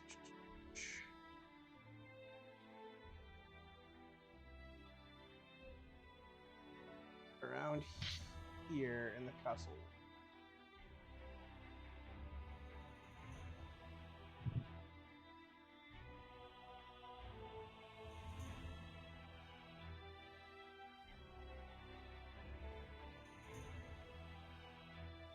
I would say Miss Shaw. What about the rest of you? Which one do you think is better? I'm flexible, so we can go with Miss Shore though. Any lead is a lead. Indeed. Besides, if we capture this person, there might be a more direct line, whereas the Yellow Spire might just lead to nothing, technically. Well, I do like the idea of capturing a person, because that is one less person to fight later. Alright, then I guess we're decided to head to Miss Shore? Yes, let us do that. Alright. I guess we will be on our way then, Yallister. Thank you for the information. We may come back if we have another lead, though. Alright. Sounds good. Good luck on your investigations. Thank you. We head on out. And we head out. As everyone heads out, I'm just gonna slip a note to Yallister to just be in the note. It's like, "Hey, Basil here. I'm the one who slipped you the note. Callista's currently evil. Go to Yellow Spire and check it out. Thanks. Bye."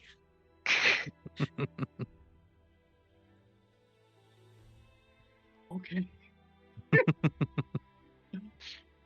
I'm just sitting here from the DM's perspective, like, yeah. Mm-hmm. I almost wrote evil because she attuned to the Stone of Galore, and then I was like, I don't think Basil would give up the Stone of Galore. I think that's the thing he's gonna hold on to. Mm-hmm. Okay. I'll drop you folks into the map here. Hello, hello. Oh, look at all this. There is a No. lot going on here. So I don't want to do this anymore. Actually, I changed my mind. Can we go to Yellow Spire instead? Yeah, so we're gonna go to Yellow Spire. I don't want any of this. This is garbage. This is perfect. We were charged right in. Fog cloud. Of course. I mean, this is enough for 2 to 3 really good fog clouds. Yeah, really. It's a lot of thin spots too. Like right here, this is perfect for fog cloud. That just screams fog cloud zone. It goes around corners and everything. Yeah, Yeah. you're good to go here. Okay, so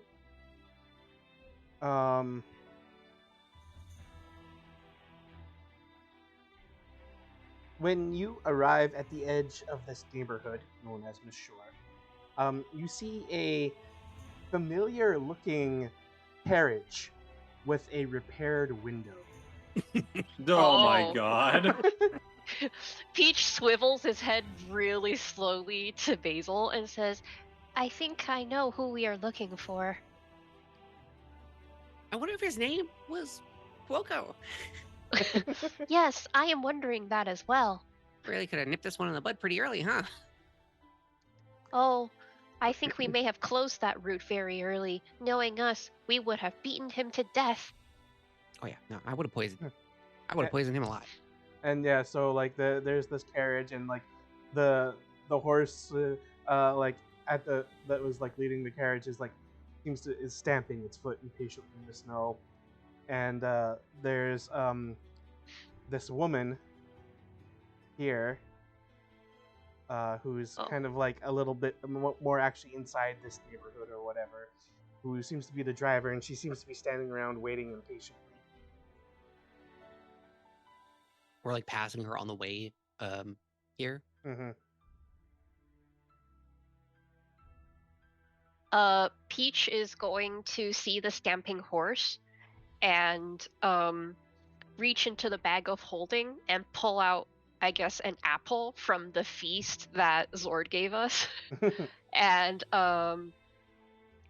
ask the lady very nicely if he may perhaps feed the horse. Well, with this very chill wind and the snow fluttering about, I'm sure the horse would appreciate it. Oh, thank you. So he feeds the horse, and as he feeds the horse, he asks her what's keeping her out so long. Is she waiting for somebody? The person I was driving, they had business to conduct here, and they told me to wait out here because like the carriage doesn't fit down, you know, the passageways down in here, and so I'm just waiting for him to return. Oh, goodness. Well, I hope he doesn't take too long. It looks like you're very cold. Well, I'm getting paid for it. We're heading in. If you give us a name, we can just go ask and be like, hey, your driver's waiting. That's okay. I'm quite fine with waiting. Okay. Just trying to be helpful. Peach feeds the horse, pats its neck, and says, "Well, thank you for letting me feed your horse. It's very beautiful. Have a great day." And stumps off. And will whisper to the rest of the party, "Well, he is supposed to come back, so we could set up watch along the rooftops and ambush him before he comes back. Possibly. And then that would save us a lot of trouble searching through all these places. After all, we don't want to break any laws." Why did we just walk in and ask around for him? Well, no, he could be using a cover name, and we don't know what name that is. Yes, and we don't he is wanna- also a very high-ranking criminal. If he realizes that people are asking around for him, he may turn violent, which we do not want. I think an Or just ambush is flee. the wisest course of choice. I think he would. I mean, he was kind of a pusher. We knocked him out immediately, so like he wasn't really a lot. So he'd probably just run. We could chase him down, but the last time we had to chase, it was really bad. So I'll make sure it doesn't happen a second time. I believe in you. So are these spaces buildings? The black ones, yes. Yeah. That's interior of buildings. Okay. How high are the buildings? I am wondering if Peach could perhaps fly up to them and basically perch to keep an eye out / dive bomb. Yeah, like most of these buildings are only like 10 or 12 feet tall, but a lot of them are also rather run down, and you question as to whether the roofs would support their weight or not. Ah, okay. In that case, Peach will suggest to Basil, could you turn invisible and perhaps lie in wait? I mean, yeah, I could do that for like an hour. I could just hang out here. Oh, only for an hour. We don't know how long it might be. Yeah, that's the real problem is I got like an hour left in me, but that's about it at this point. Cruz, you are adept at hunting down criminals in this city. What do you think? Shall we ambush or shall we hunt? I think to not cause a scene, we shouldn't go ahead and lie in ambush. But we should seek him out, maybe look around, find any sort of traces of him. Maybe not necessarily mentioning his name as to create a fight or flight situation for him, but just look around. All right, let us amble about casually. Okay. Is there any signage on any of these buildings that we're next to, by the way? Not really, no. Okay. Just wanted to make sure there wasn't like some sort of like inn or something they were Okay. possibly set up in front of. There's mostly just a lot of people kind of like who look like they're likely like homeless or vagrants or something like that. Like some people are gathered around fires, like up here, sheltering from the wind, that kind of stuff. Peach will pick a group of them and then basically ask if they've seen a man matching the guy's description from that one time that he and Basil talked about in the carriage. Like, have they Okay. seen that guy around? What direction was he going in? That kind of thing. They don't recognize you, and so they're suspicious of you, and wondering why very well-to-do looking people are coming around. Well, you see, one of our friends here was in dire need of meeting with this gentleman, and we'd really, really like to know the information so we can be on our way out of here. We don't want to cause any trouble, truly. But I understand it's hard to trust people when they just show up out of nowhere. Are you guys in need of any food or alms of any sort? I would gladly trade it for information. And they mostly just shrug and pull up their like cloaks and whatever they have up closer around them and try to avoid you. Alright, fair enough. Peach turns to Cruz as we walk away and say, "My father says such attitude is very common on, well, unsavory places. Best not to waggle your tongue and cause any trouble." Yes, and we can go ahead and go about. They aren't the only ones that may have seen this gentleman, so we can leave them be. No need to cause a scene. Okay. Peach, when you cross going down that way towards the south Yeah. down here, Mhm. there comes flying from apparently I kind of screwed something up a little bit here. Uh-oh. Tokens.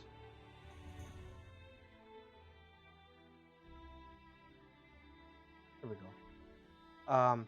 So coming flying from this direction is a snowball, and it hits you in the side of the head. Oh. I turn. Who has thrown the snowball? There are 3 kids playing down near the edge of the frozen water, throwing snowballs at each other. It seems one of their snowballs was thrown errantly and sailed all the way over and hit you. Oh, in that case, Peach does not take any offense and just continues going. Basil And sees this, twirls a magic you can magic hear hand around and throws a snowball back. you can hear like a little kid's voice calling out, hey, sorry, want to come play? And then like Basil's like throws a snow like magically throws a snowball back, and they're like, yeah, and they come charging in. I start making snowballs with my 2 hands and my mage hand that's out. I'm just throwing 3 snowballs at a time. And they all start laughing and giggling and throwing snowballs back at each other. Hey, we haven't seen you folks down around here before, but I think we've seen you up by what's the name of that new tavern way up in the northern part of town? You guys have been all the way up there? Dang. The light place? Oh, yes.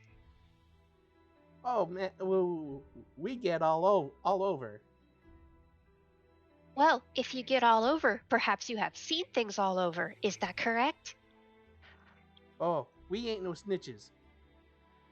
Oh, okay. Then I'm not going to ask you to snitch. But we might have information.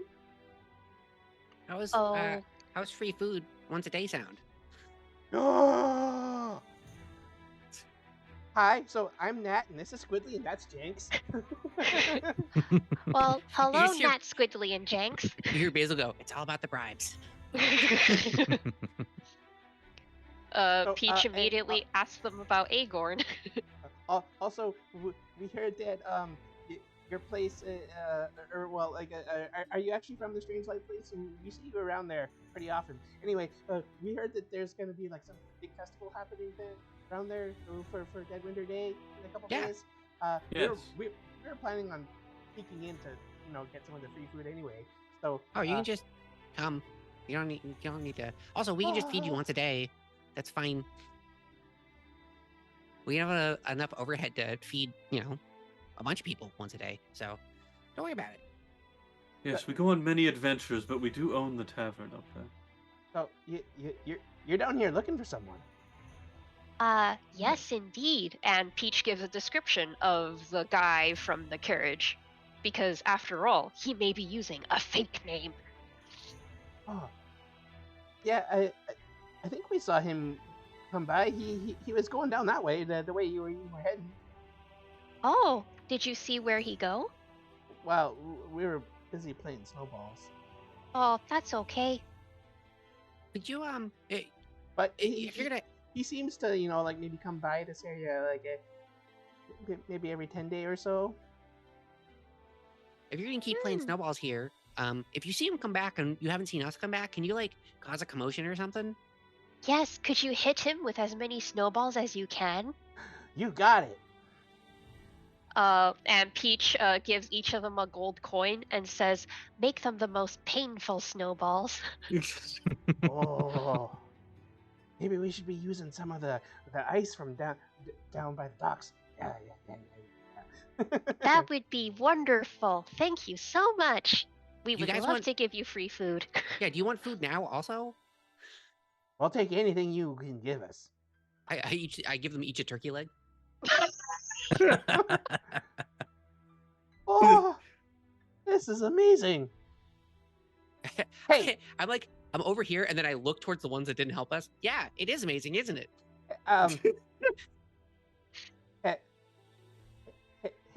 Hey, little guy with the food. Yeah. Can't you see that me, Jenks, I'm a bit of a bigger boy. Can I have some extra food? Like mashed potatoes? Why Well- not? I pull a huge like casserole dish of mashed potatoes. I'll just put it down. I don't know, help yourself or something. See, Squidly, these guys are great. I'm kind of glad I hit them with a snowball. I pull out a because I just pulled everything into the bag. I pull out a giant serving spoon that's like actual silver. And I just dip it into the potatoes. Yeah, and good luck. Knock your socks off. Have fun.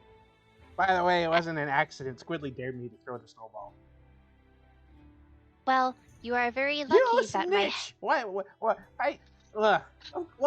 even if I did dare you, why did you have to go and just tell him, like, out of nowhere like that? Well, It's not do so not bad. worry. My head is very soft. And as Peach goes on, he says, "And remember, if you see him, snowball the crap out of him." Can do, Birdman. Peach, as he goes along, he says to Basil, "You know, we get along very well with children. I wonder why that is." I like to think it's my youthful nature and not, anything depressing to think about. Basil's I putting think it's this. because I'm a bird. This is normally when I'd be looking at Callista, but then I'm like, man, I can't even do that anymore. You're just kind of like Okay, but the quietly look fact that over. Callista doesn't make any comment to you just cements the fact that something is not quite right. Yeah, tell number Calista two. is laser focused on where they said this guy was. Yeah, that's just not right. You're always lackadaisical of most things. So I guess we're going further down this way. I've moved my token Yes. to indicate. Okay. Yep. So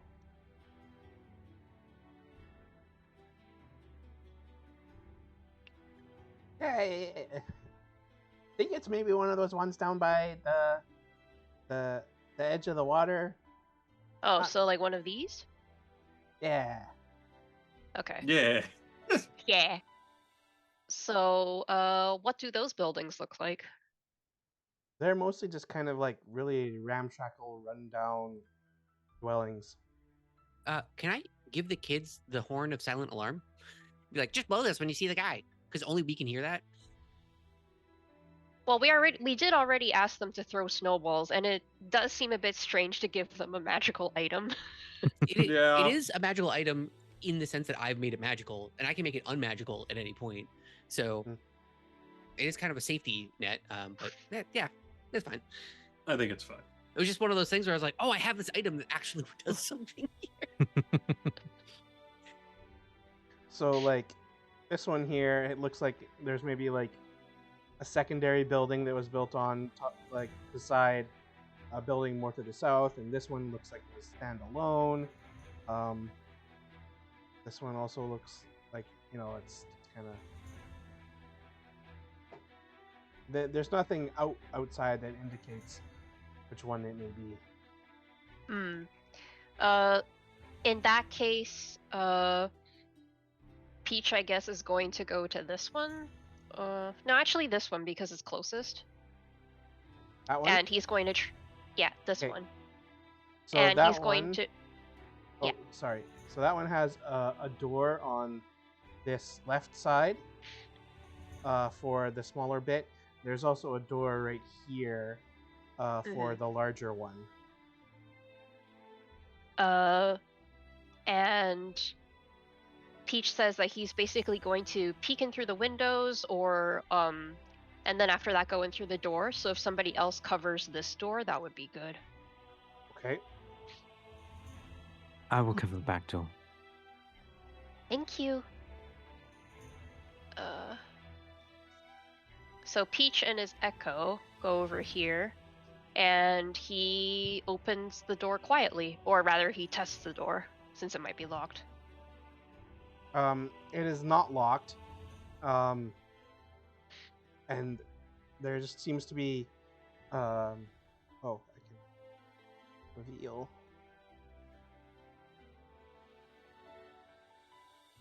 2 people inside.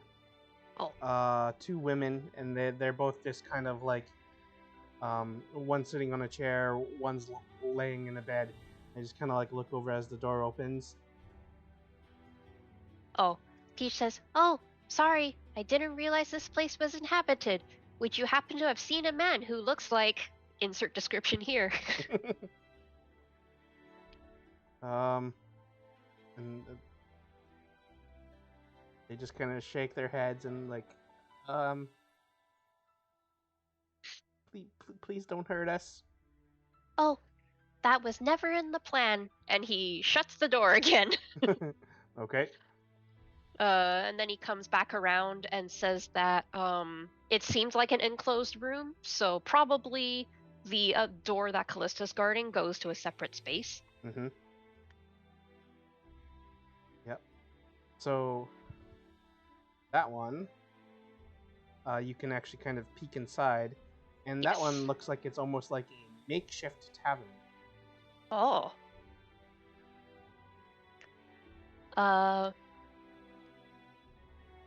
I guess Peach is going to... He'll give a look to the others and then go in and then basically do the same thing.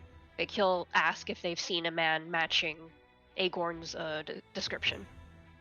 You'll get a response saying, "Try next door." Oh, next door. When they say next door, do they mean that next door or this next door? Presumably the one to the east. Okay. So... As Peach goes in and like, "Oh, Callie, look, it's a tavern. You want to stop?"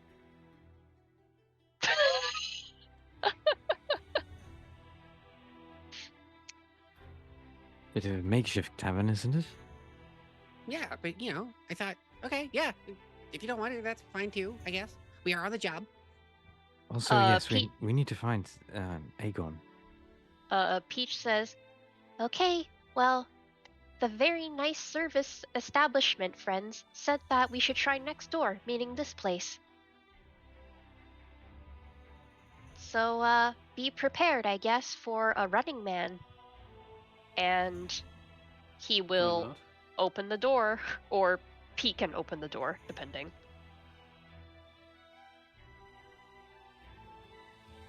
Okay. So... Uh-oh. Tripwire happens, fireball on our center. Yep. And then Peach disappears completely. Goodbye. You see a man... Oh, great. Dressed in vibrant, gaudy clothes, standing over a bed, and he seems to be smothering someone with a pillow.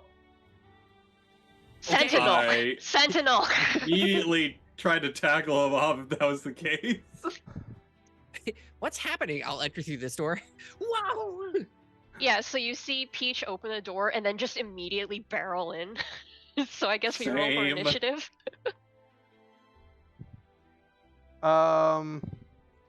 Yeah, I suppose so. Let's roll for initiative. Okay, clicking my icon and then rolling. I did not click my icon. I did You not. failed. I didn't do it. Oh, natural 20. Of course we get the good rolls now on this. Yeah. Well, going first is Yep, Callista gets 21 too. This Yeah. is all over Perfect. the place. Of Callista. course. Okay, so the only Perfect. thing we needed to do to like uncurse Callista's rolls for initiative was to get her possessed.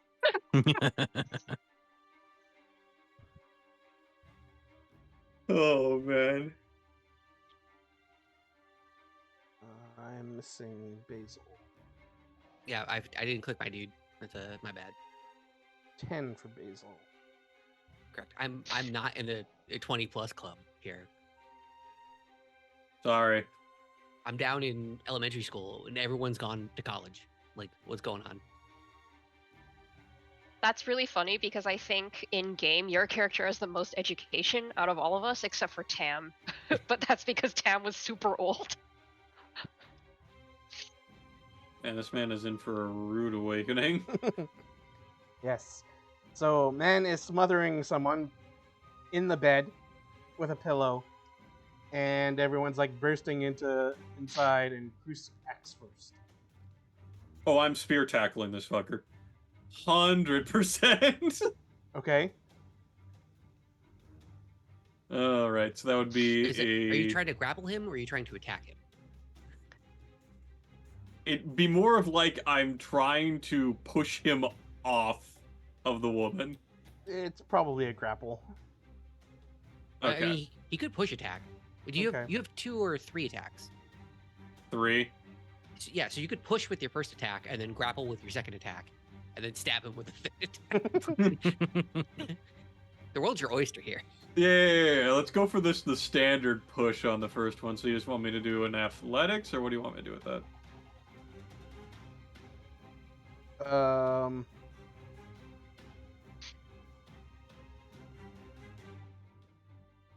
Yeah, give me an athletics check. That's a 4. Oof. Well, he got a 2 on his. So. Hey! Yay. Again. So I have pushed him presumably off of the bed. Yes. It's a 5-foot push. You go collapsing and like take rebound damage and everything. It was a good push. So yeah, I'm assuming he fell then in that case onto the floor. Well, he just kind of stumbles backwards. So he is beside the bed. Okay. And then I'd probably, from there, take my longsword and put it right to his throat. And like, so, let's go ahead and calm down a moment here. No need to go ahead and murder fair maidens.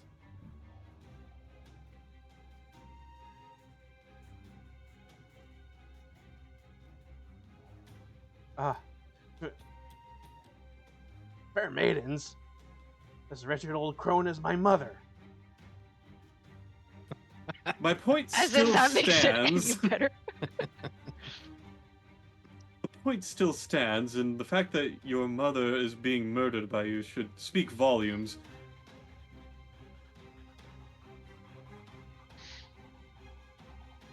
So, And why? you can see that actually, like, his face is like tear stained. Why were you attacking your mother? That's a bit more than 6 seconds will allow for. Yep. Oh, of course. But I'm just kind of holding him at blade point at this point. Okay. Peach. Bonk. Just coming in and like. Okay. No, Okay. that's fair. I'm This is just happening trying to here. talk to him and just like, Yeah, Peach hears. Okay, so Peach came in. He sees him trying to murder somebody. Then Yeah. he hears, "I'm trying to murder my mother," and it's just like bonk, bonk immediately, bonk, bonk the hell out of him. Okay. Roll for bonk. Well, that's a terrible bonk. It's 9 of bonk. I guess Yeah. that doesn't hit, huh? That would not hit. But it's a good thing you got multiple attacks. Does 13 bonk?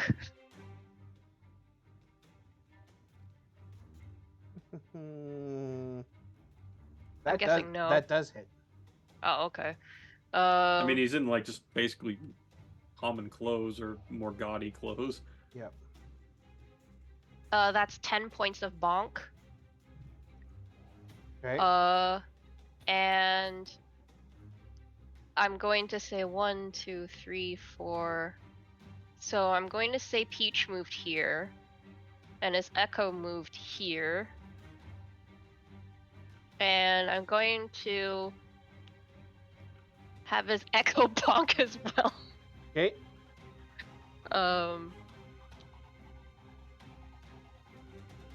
For 23 points of bonk. 23 to hit will hit. And that's 8 points of bonk altogether. 18. Okay.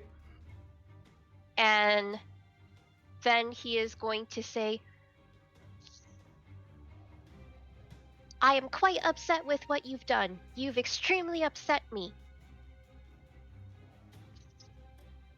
Okay. Callista. I'm gonna walk in here and so he's been bonked For 18 points of bonk. and he's grappled. No.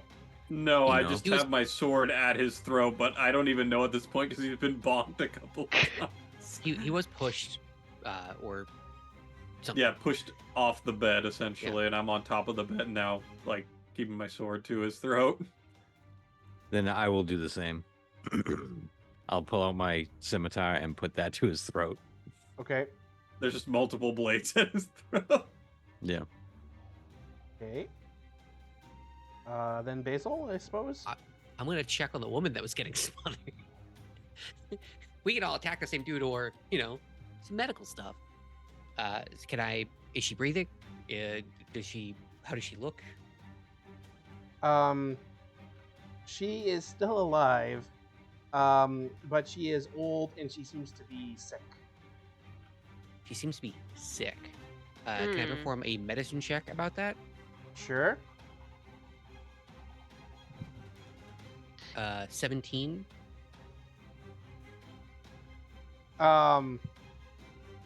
It looks like she is likely like in the end stages of like pneumonia and like likely would die anyway. Okay. I'm trying to think. Because pneumonia requires some form of restoration, correct? Yeah. Mm-hmm. Still don't have a lesser restoration that I can use. So I guess it's just I'm gonna take out a lesser healing potion and just basically feed it to her and try and do something about it, because I don't know if Basil can just kind of let a person go in front of him. So yeah, that's just gonna be my turn. Okay. Is using my full action to feed her a healing potion for full health. Okay. It's it's 2d4 plus 4, correct? I believe that's correct. So So it would that's be 8, 12. 12. Okay. So she becomes as healthy as she possibly could be given her state. I start taking out like heating packs and like a hot water bottle and all that stuff out of like my bag with the rest of my time, just getting ready to keep her stable. Okay. So it comes to Agorn's turn. And he's like, okay, I yield. I yield.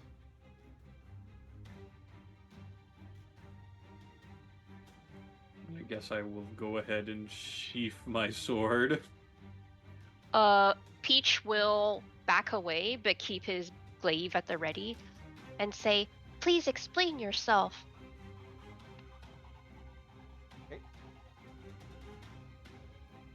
Callista, can I get your help? I still have my sword at his throat. Just looking down very intensely at him.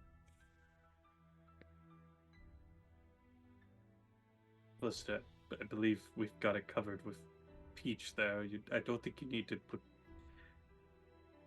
Callista, hey, can you do less restorations?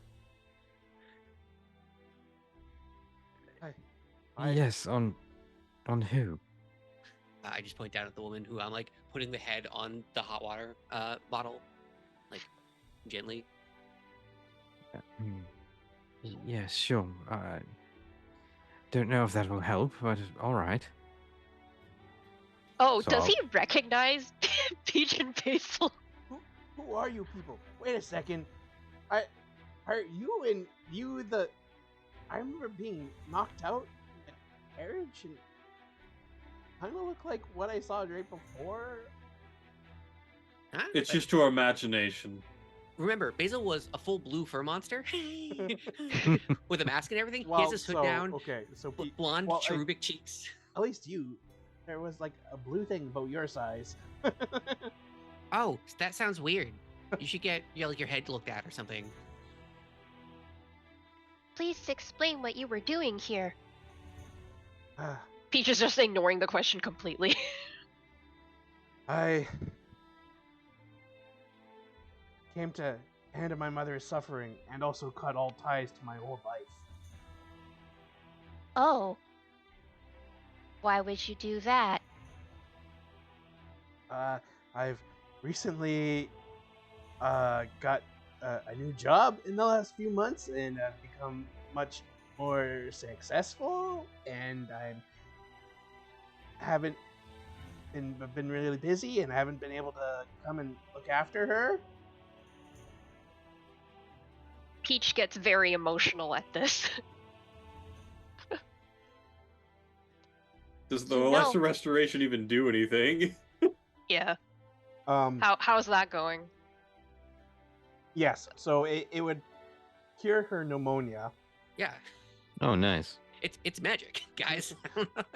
It's also lesser restoration, which Yeah, is not that good. And now she But just seems like a frail woman in her 70s. But like, Well, it Magic. seems as though we have fixed the dying mother problem. yeah, she's fine now. You just had to like, you had a lot of money, right? Well, You have a lot of money. In a manner of speaking. You could sell your clothes right now and pay to get your mother healed and in a home that's not going to kill her. Yes. And instead, you You- smother her with a pillow. Listen, Son, I don't think you understand what your problem. I'm pulling out my sickle, dripping in poison. after I saw that play the other night, it got to me, and maybe I wasn't thinking things straight. The one about the evil vampire? That's the thing that inspired you? The one about fratricide? Fratricide. Yeah. Killing brothers. Yeah, the evil vampire one. Is that what happens at the end? He turns into a vampire? Yeah, the dude's like super evil. You've never heard of Strahd? This is my first time seeing Bloodwedding. Oh, Well- okay. Spoilers, I well, guess. then you are a fool as well as a terrible son. How could you have money and let your mother live in such a terrible place and allow your mother to gather pneumonia? My mother is non-existent, but if I had a mother, I would certainly not treat her the way you have treated your mother. Well, my new circumstances have made me selfish. Oh, but you know that's bad, right? Yes, You said it out loud. but I was giving in to my basest desires. Insight check. Okay, that's also bad though, right? Right? I'm just kind of looking around. That's He's admitting he's incredibly evil. bad. Maybe this is just who the real me is. 11. That's not I'm very. just gonna slap him when he says that. 11's not very good, but like, what is this dude's emotional state? Is he genuinely like, oh, I've been led astray and whatever, or is he like trying to bamboozle us? I don't know. It's like he's trying to bamboozle himself. Oh.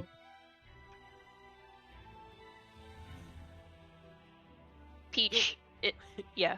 Wake Basil, up! actually, you should take it. This will be great. I slap him. He says the the words, and I immediately slap him. Wake up, idiot! What are you doing? What is this? What is this? What are you doing? Well, I just wanted to live my new life, have no connections to my past one. Okay, so how did killing your mother do that for you? What's happening? Are you okay?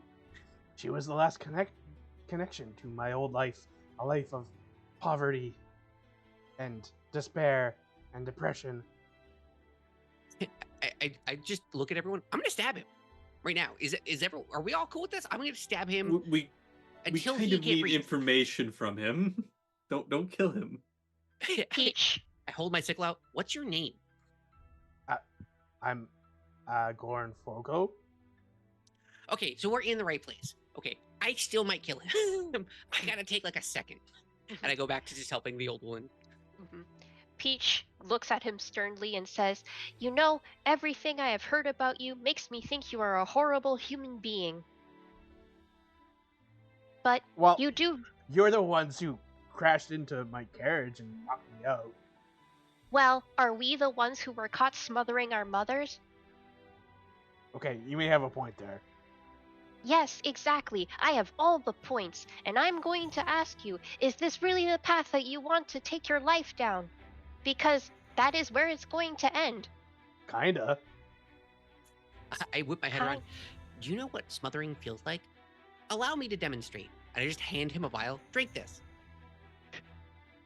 And he'll just Drink it right now. No, he'll smash it on the floor. I pull out my crossbow and I aim it with the vial in the bowl. Okay, we'll do it the hard way. Listen, obviously you were searching for me. What do you want? We want to find Manchun. And he'll just become very serious, and he glances around, like, "How do you know about Manchun?" Because we are very smart and we don't smother our mothers, genius. We're just gonna keep pulling that back on him, aren't we? Look, Peach loves his father very much, so this is really hitting him in his 3-year-old heart. Well, fine. Obviously, you know that, his name, and that he's in the city. Well, what more do you want to know? Where Where? is he in the city? We are going to have a wonderful chat with him. He's somewhere where you won't be able to reach him. He's in Colat Towers.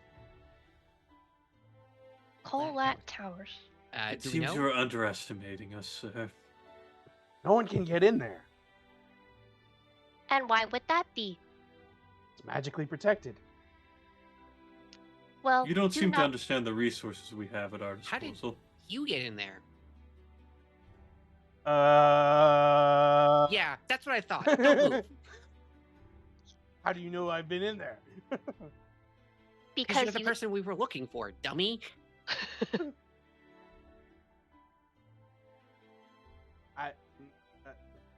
Yeah, no. No, listen, there's a lot of people I gotta suss out. I don't have to do anything with this. You understand that, right? There are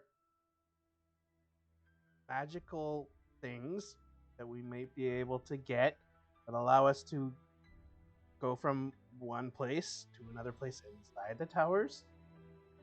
Okay, so give it to us. Don't have it on me. Okay, so we can either take a body part of yours right now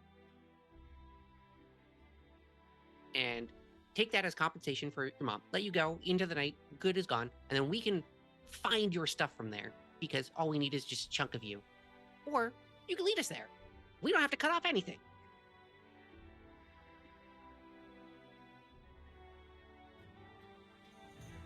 I'm real good with a knife.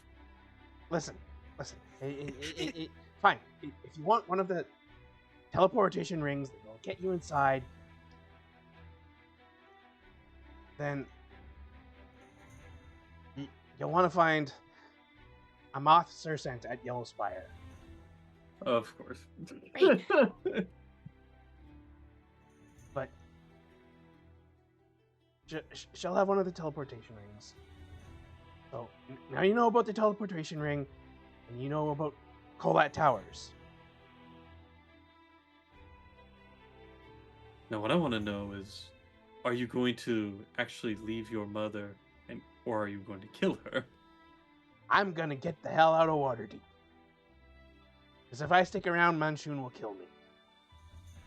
Yes, don't I think would safely. suggest you don't come back either.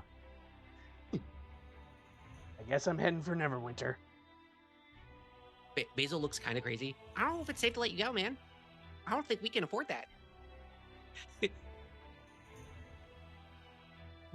What do you want? All of the clothes and items off my back? That sounds great. That sounds like a great start. It's winter outside, man. I hope you have enough money to get new clothes with this new job of yours. my god. The new job was with Manchun. If I leave, then I don't have the money. Peach Bummer. pauses and he's going to look to the old lady. Is she conscious? Like barely. Like has she been privy to this whole conversation? Like barely. And he's going to look over and say, Mrs. Fuoco, are you conscious?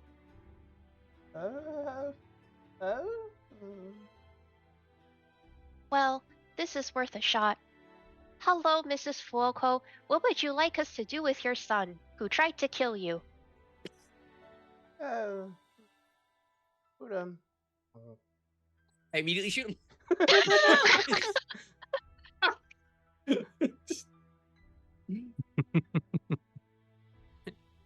Just shoot him with acid splash. Sure, why not? We're right here.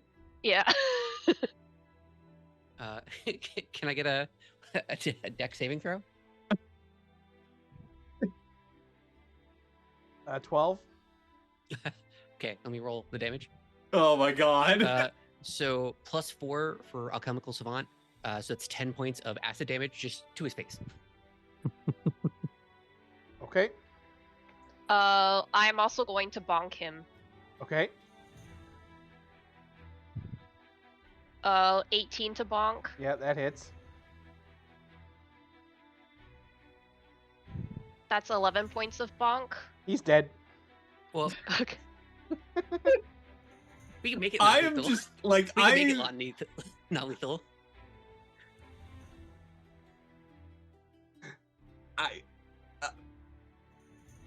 I don't even know.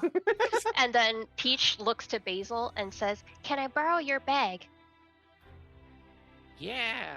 All right. Peach takes the bag, shoves the body into the bag, and says, I am so extremely upset. My father has abandoned me, and this man has tried to kill his mother. Could you please get his mother to a safe place while I dispose of this body? Goodbye, everybody. And then he stomps out of the house. My bag. Just right? absolutely furious.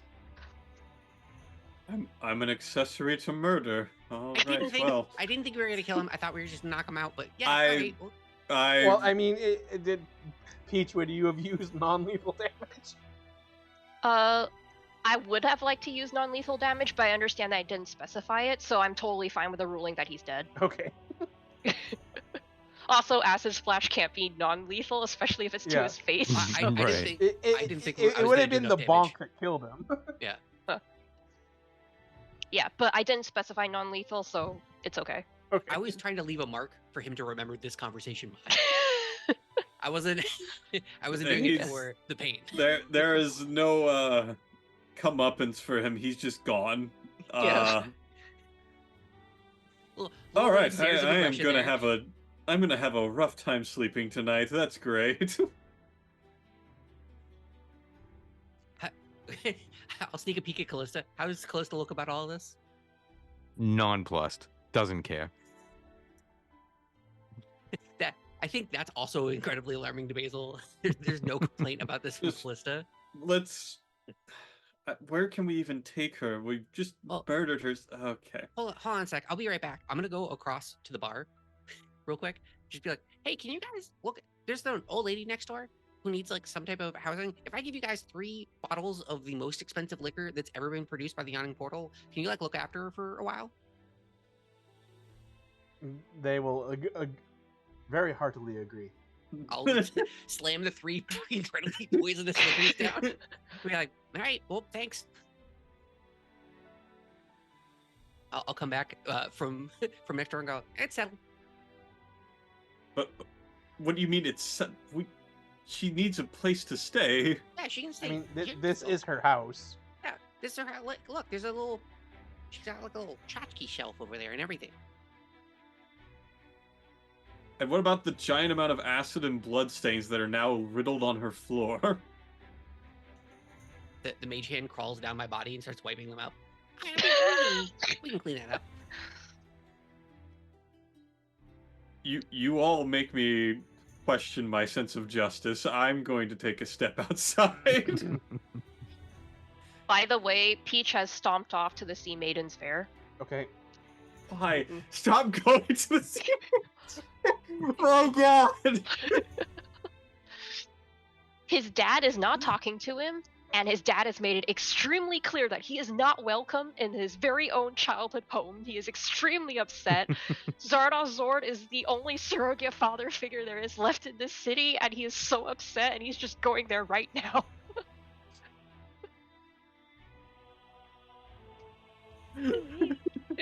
Tilted is on the last legs. Yeah.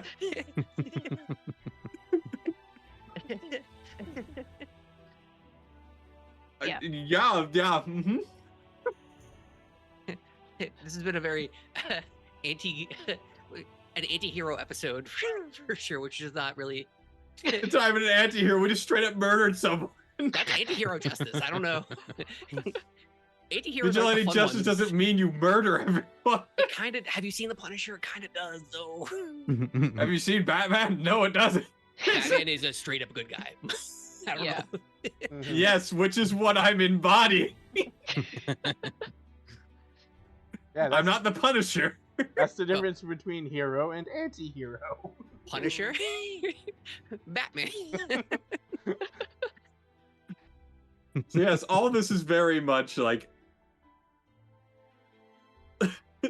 he's almost questioning his morals being in the party at this point. It not being balanced out by Callista does not help. No. Yeah, no. Yeah, You because guys are just kind of going into wanton violence. We got the nonplussed variant of Callista over here. And I'm just sitting here having to deal with it. Things are happening before I even have an action going on.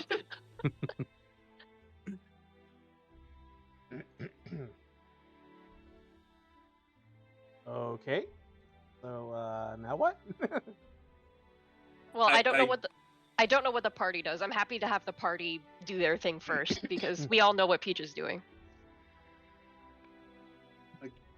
I'd probably come back inside briefly and like, let's make our way over to the Yellow Spire. We got a job to do. We can't be sitting around here. Why don't we wait for Peach here? Well, I mean, clean up the place, make sure that she's safe. There's no problems with her house, and then we can. Peach has to find us again, so we should just wait for Peach to get back. Which direction did Peach go? I just look at you with kind of like a sad expression. You know where Peach went.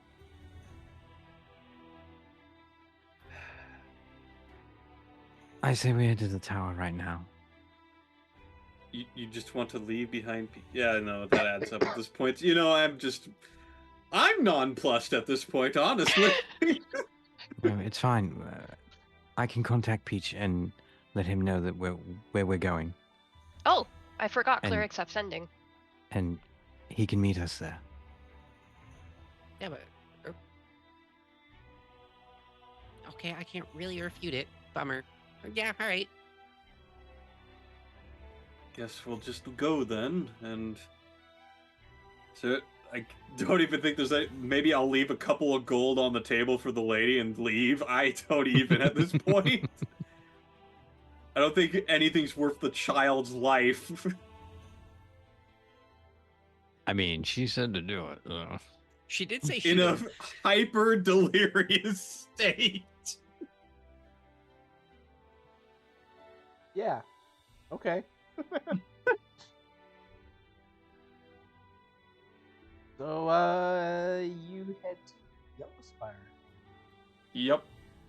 I Wanted to will. speed cut us to that. Yeah, I'll cast sending and send a message to Peach telling him to meet us at Yellow the- Spire. the Yellow Spire. Is the message we've gone to Yellow Spire? Like it's just the 4 words. We've gone to Yellow Spire. Meet us there. Okay. Yeah, that's probably it. Mm-hmm. Okay. I didn't finish this one. Thought I had. It's okay. We're probably going to be closing out shortly anyway. As we're walking, because I'm sure Callista is just like purpose walking as fast as humanly possible. Oh yeah. Yeah, power striding. I'll settle up next to to Cruz and go. I mean, I didn't think we were gonna kill him. To be fair, You threw a bottle of acid at his face. he smothered his mother, man. What do you suppose you want us to just leave? Like, oh, give us your clothes. You'll never remember. There's a way that you can forget this, that you ever did this thing, this We horrible could have- thing. We could have taken him to literally any of the establishments we're in any sort of recognition with, and Yeah, had him interrogated Okay, so and sent to jail for the rest of his days. Instead, he is now murdered. His mother now knows that, or will never know that her son will never come back. okay, once again, to be fair, didn't know about the whole murder thing. Was news to me. Second of all, if he has connections with the Centrum, who's to say he was going to stay in jail for very long? Like, what if he just did this again? What if he broke out?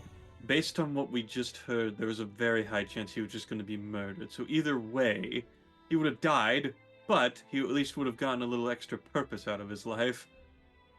And the purpose was bad stuff. Actually providing information to other associates of ours. I mean, He's been clearly with the Zentarum for quite some time. I'm certain he had lots of information, whether it be hideouts or small little areas that they had supply caches, anything to disrupt their operations. yeah, didn't even think of that about that. I was just mad about the whole. Parents are kind of a touchy. I don't know if you've noticed this about me. Parents are kind of like a hot button thing, right? So sometimes And- when someone does like bad stuff to parents, I kind of fly off the handle because I can't handle the idea of someone doing that to my parents. Believe me, Basil, I know full well about parents, especially ailing really? mothers. All right, okay. I thought I've been pretty coy about it. And, you know, I didn't know that you. How do you keep the anger in check then? It's not easy, but I also got to keep in mind that I can't stoop to their level. Oh, okay. I see where we're conflicting with issues here. Stooping to their level is like the release part of it. Like that's the fun part. To show another person the reflection of themselves in the mirror is exactly that moment that I live for. You can have them reflect on that by not killing them, though. I didn't really talk about this. When I was an intern in my first year, I was actually doing really well. And we had a lot of, subjects that I was doing pretty okay in. And then I found the whole, poison thing out and tried to make potions out of it. And there was this one guy who started sabotaging all of my experiments. Just one guy really mad I was in first place. It was like kind of the start of the end. I called him out in front of the whole school board. I actually had proof. I had definitive proof. He was pushed back a year. He had to wait another year to get into the intern program. By that point, though, I was already on a lot of blacklists because of the social campaign that he had run. The reflection that he saw looking back at himself when he reflected was him graduating and sneering at me while he laughed openly at me during graduation. So I don't know if I trust their mirror so much, but I trust mine. Well, I do apologize that you had to deal with such an endeavor yourself, friend. But we cannot assume that all the situations are going to be similar across the board. That's a fair enough point, at least. How about this? I'm going to be not as trigger happy, though it's going to be hard when it comes to parents. And I'll try not to kill anyone. Well, once again, the murder was unexpected. again, if they're actually endangering your lives, or creatures like the Mind Flayer, kill them with impunity. What if But the Mind these are Flayer had like a people mom that- though? What? What did you say? What if, if the Mind Mind Flayer had, Flayer like, a had a mom? mom? Like, do they have like loving like relationships with parents, or like do they No. have like a? No. So there's no like. It is romantic- completely transactional for them. Oh, okay. Do they even do that? That's crazy to think about. There's a complex of multiple Mind Flayers melding into one mind. It is very weird. We don't need to get Oh, into so it. they're like a polycule thing. That's crazy. All right. Yeah. But Weird. point being is monsters like that, feel free, kill them with impunity. But other they're people just that straight up have and down. lives and, as you saw, families, taking that straight away doesn't solve the issue. It lets us feel good in the moment, but you're staining your hands to put yourself at that level. Yeah. Upon reflection, working around a bunch of dead bodies has kind of diluted that a little bit for me. So You're Point taken. desensitized, yes. yeah, fair enough. Hey, do you think that I just kind of point forward? Do you think this is gonna be okay? Do you think what will be okay? That we're gonna like fix this? Once again, I'm pointing like actively at Callista. Well, there was opportunity to fix it directly. Oh, Now, hey, listen, I'm still on board with that plan. I couldn't. I don't think we're going to have the means to step away anymore. Callista's going to be way too faceted towards an objective. And won't There's let no us way we leave. get to Manchun today, so there's still opportunity. What time is it even? It's probably like, what, 2 or 3 at latest? Yeah, and we need to go and get this like teleportation ring, and then we're gonna find out where to teleport. That's probably more torture, by the way. So like we got to figure out how to, get from point A to point B, and so there's gonna be like another day at least. I won't Mhm. torture. I won't torture. I heard it. I said it out loud. I'm sorry. Interrogation. That is Sure. the word you're working Tomato, for. tomato. One's a little different, but yes. Point being is, yes, I believe we will be able to help our friend soon. The matter of what it will lead us to at this point is concerning, to say the least. Well, here's hoping that this next part isn't also terrifyingly scary, like the Mind Flayer. Well, Right? Nothing could be worse than that. I mean, you guys did have quite an episode with that, so I think as long as Peach can keep a level head... Okay, maybe I need to retract that statement a little bit. Yeah, I don't know if you've noticed, Peach is in a pretty delicate position right now. Yes, I may have noticed that a bit. I'm gonna be honest with you here, Basil. I am having to sort through a lot of stuff right now with all 3 of you in dispositions, to say the least. Yeah, no, that's fair. So, we'll take down one problem at a time. For now, I kind of nudge over towards Callista. That is the most prudent. It also really doesn't help that you're because Peach and I have always been like a fly off the handle type, and normally it's like 2 versus 2, and so it kind of balances out. There's like cooler heads prevail. The other cooler head that normally works with you isn't working, so that's probably what happened today. Yes, but I won't hold it against you all. I know you're just trying to find your own way of justifying what's been going on and coping as best you can. This isn't easy for anyone. And I apologize if I got angry at you all. It's just, No, I have my own thoughts on these things.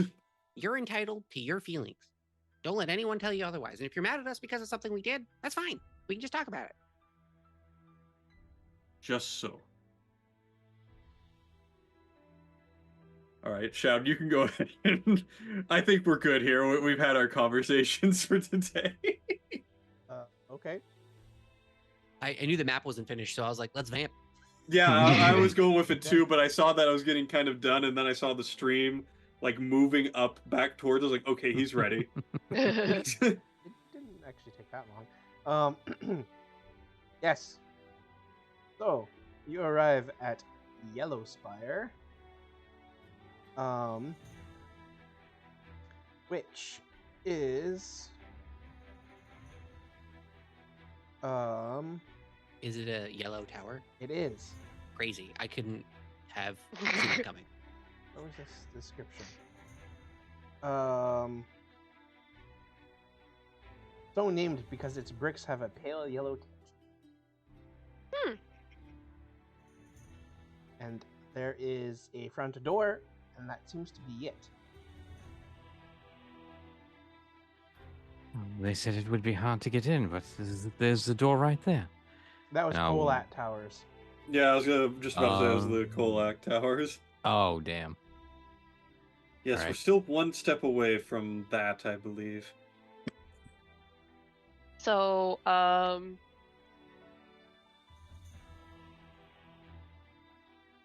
Peach looks up and down at this tower and then says, "Do you think it's protected magically?" Oh, right. I've been charging him. I'll have used a ritual basically as we've been walking to fill up the detect magic goggles with the fluid. I'll look Okay. to see if there's like magical protection on this.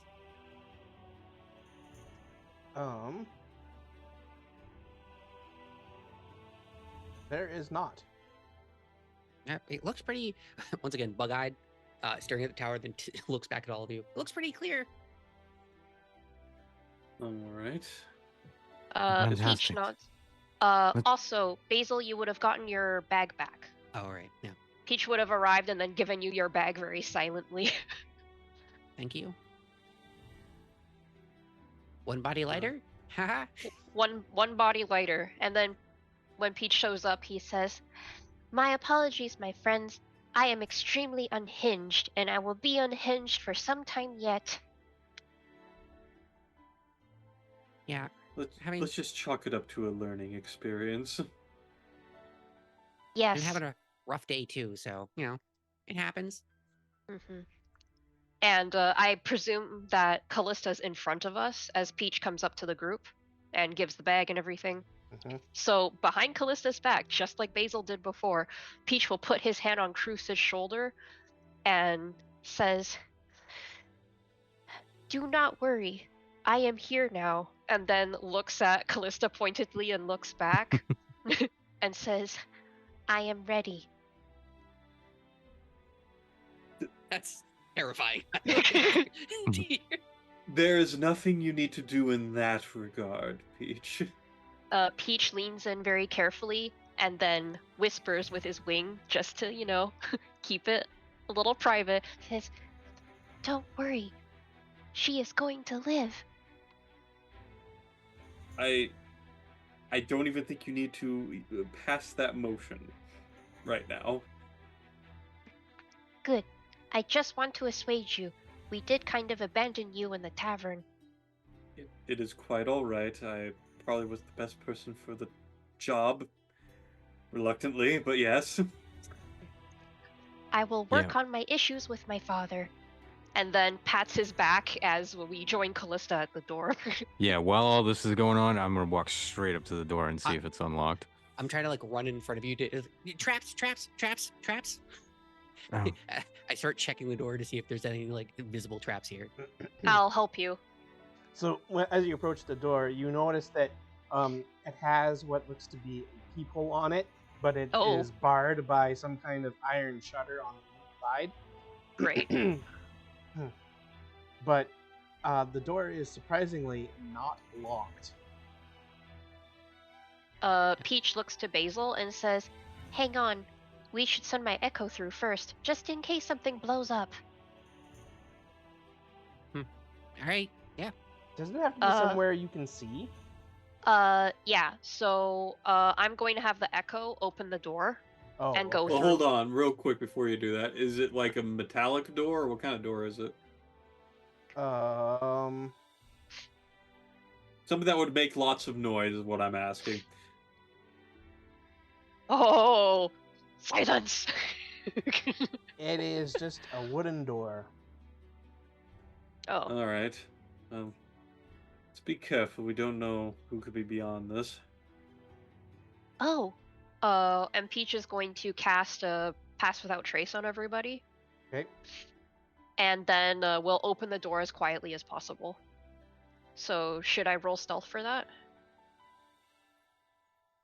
You don't need to at the moment, Okay. as the first room is empty. Oh, okay. So Peach will do the usual thing of having the echo go first in everything. And also checking everything. So I'm guessing this is another door. Yes, that is another door. So this room, there are partially destroyed and rotting tapestries, kind of hanging askew on the walls, and mud and dirt have accumulated on the floor. Although a closer inspection does show that there are footprints. Are there any traps on this door? Maybe Basil could help with the inspection. Okay, wanna give me a check for that? Is that a standard dex Investigation. check? Investigation. Then Basil, maybe you should do that because I have a minus. I will help you though. 18 and a 22. So a 22 Hey. investigation. Nice.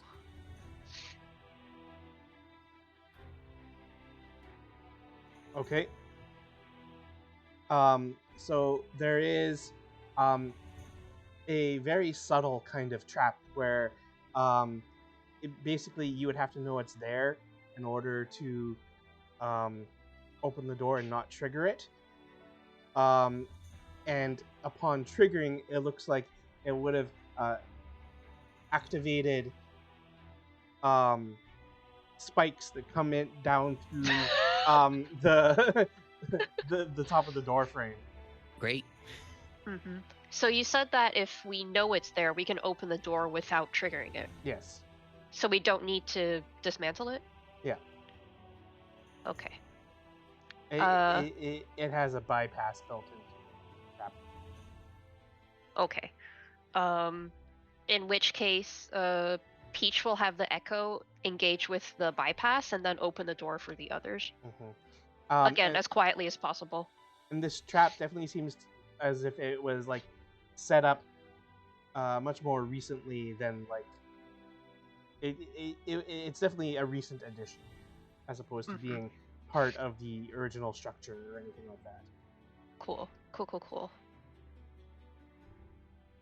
Okay, so then you open the door. Mm-hmm.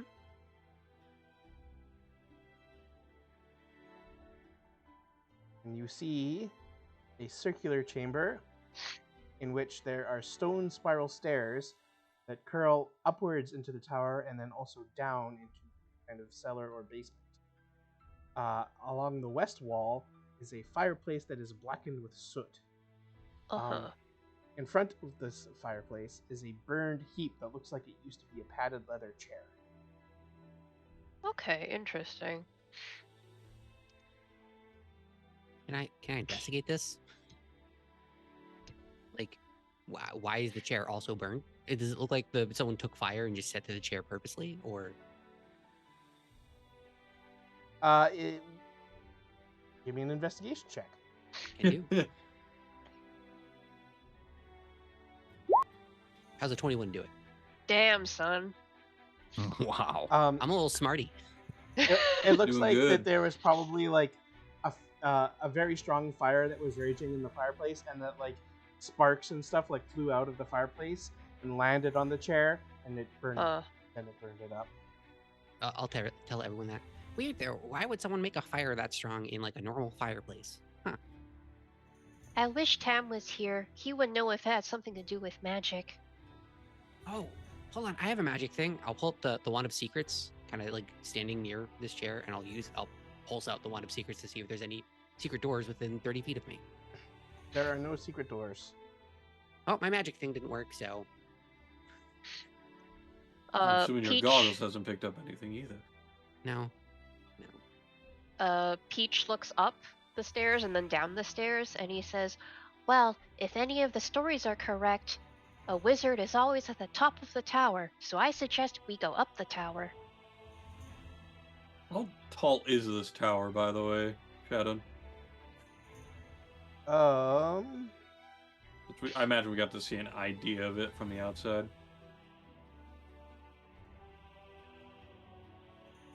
So each floor is 15 feet high.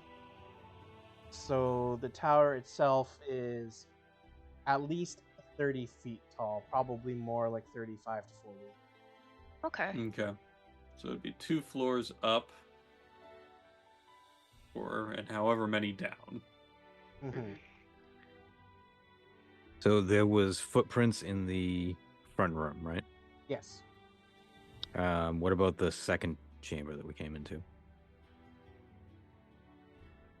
Yeah, does it look like which staircase looks like it's used the most? I guess is the Yeah, the question that's here. where I was going with that. Yeah. Okay, give me an investigation check. Do you want that to be me again, or Callista? Would you like to take this No, on? I'll do it. I'll give you the help action. Yeah, we'll do that. Investigation. I have +0. Nice. Nothing beats a flat roll. We have an 11 Okay. and a 10. 10. Okay, so you are able to see that there's footprints that look like they have like dirt on them, like they're kind of faint, but there are definitely those kinds of footprints leading up the stairway going up. Yes, I would agree with Peach. Perhaps we should check the higher floors. I will send my echo first, just in case. So he will send the echo 30 feet ahead, as per usual, Okay, and then follow behind. so it's the staircase on the north side. It is that's going down. Yeah, I was gonna say that looks down. Staircase on the south is the one heading up to the second floor. Okay. And we sneak, climb stairs, which is a pain. Sneaky. Sneaky. I don't know if anyone's tried to sneak up a staircase before. It sucks. It's positively the worst. Yes. I want to be only on my calves, using all of my thighs. Great. As we're sneaking up the stairs, Peach whispers to Cruz, "So, this a month person, non-lethal, right?" That would be recommended. We kind of need him for questioning, I'd assume, afterwards. All right, I will keep that in mind. Good. Who knows? He could be smothering his father up there.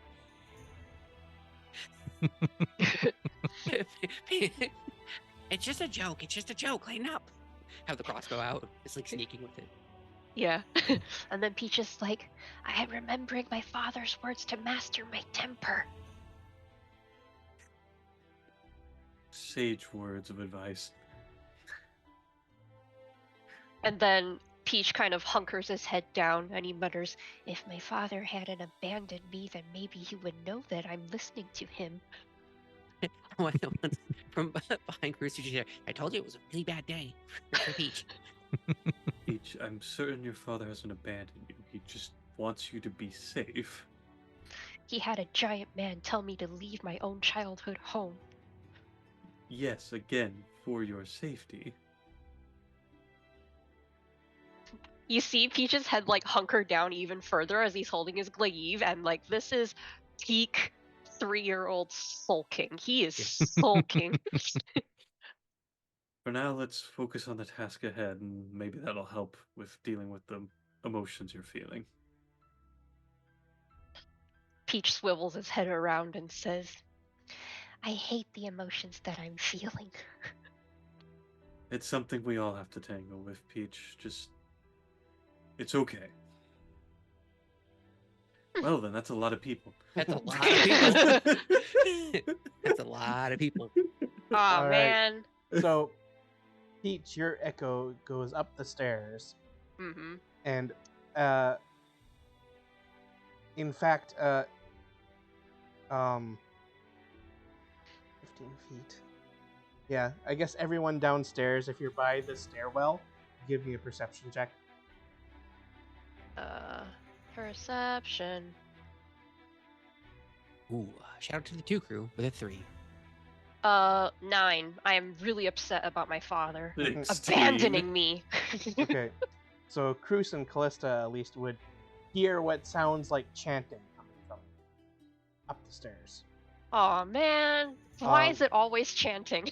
And each your echo is like sneaking up the stairs. And as you kind of like start to reach near the top, if you turn around in the stairwell and kind of like look back towards the other direction, so towards the west, you can see a group of figures, more or less in a circle, Uh-huh. kneeling on the floor, Mm. all dressed in like black robes and holding hands and chanting. And there is a man shackled to the floor in the middle of it. And that is where we will end for tonight. Okay, you were about to get me to say silence, but you're good now. Yeah, Peach is definitely teleporting back, like in between the two, and being like, "We need silence." You got it. Can you do both? Can you do silence and fog cloud? Because that would really No, mess you them up. No, you just can't channel both at the same time. Yeah, they're both concentration spells, I think. Yep. Yeah. Yes, they are. Mm-hmm. Good stuff. Sorry, What? sorry, Tilted, that we went a little too No, Punisher for your tastes. It was all good. Again, I'm like I told you guys during the break, it's all good with me. It was funny, especially towards the beginning and the mid part, and then it's like I feel like my character has to say something after you guys just straight up murder the person. There was no ifs, ands, or buts. Like, no, we just killed him. He's dead. All right. Street Yes. justice. And what have you stumbled into this time? More street Nothing. justice. Nothing Oh we my haven't seen gosh. before. No.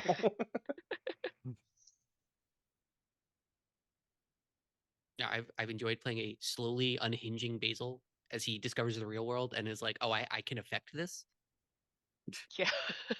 And so it's a little drunk on his own supply of like I can throw change into the world and it actually matters even to like a small degree where he never had that before. So it's like, oh, okay, what does that power do to a person? It's like, oh, it's gonna make you a little unhinged for a while.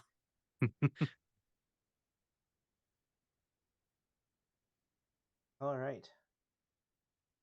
So yeah, that certainly was a session. It sure was. Did you expect did you expect us to murk a person in their childhood home or not? Well, kind of actually, yeah, but maybe not in those exact circumstances. But I thought that might happen in a way. I Maybe. think Shadow's been DMing for us long enough to know that we were going to Yeah. kill that guy. Yeah.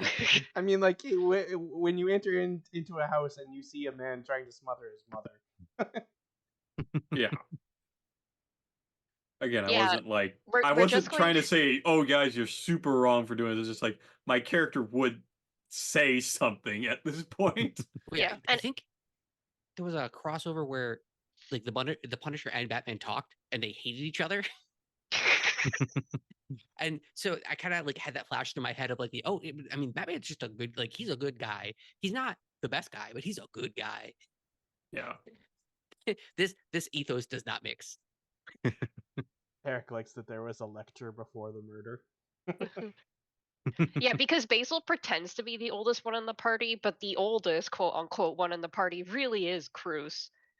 And Numerically, Basil is the oldest one. yeah, but Yes, numerically. yeah, That's we're it.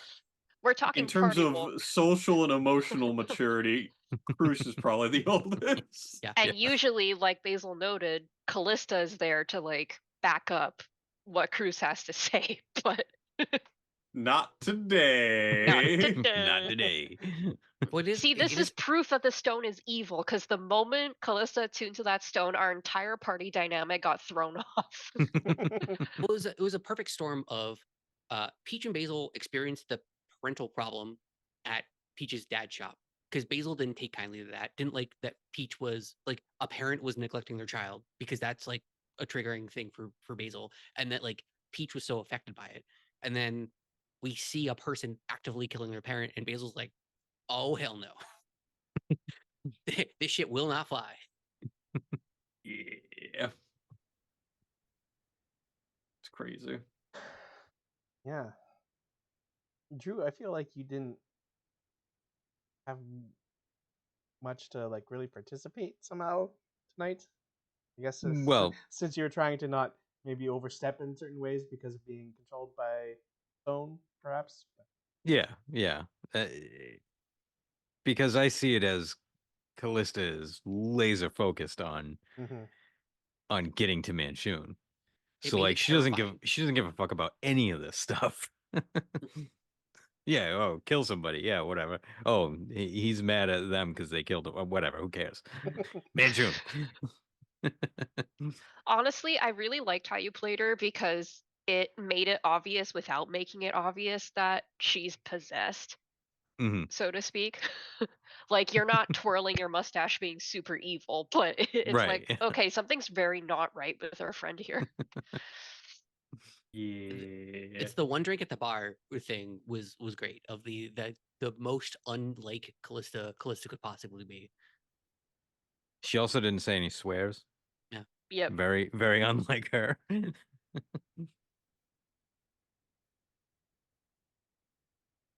was good times. Yeah. Any other thoughts about tonight's session there, Drew?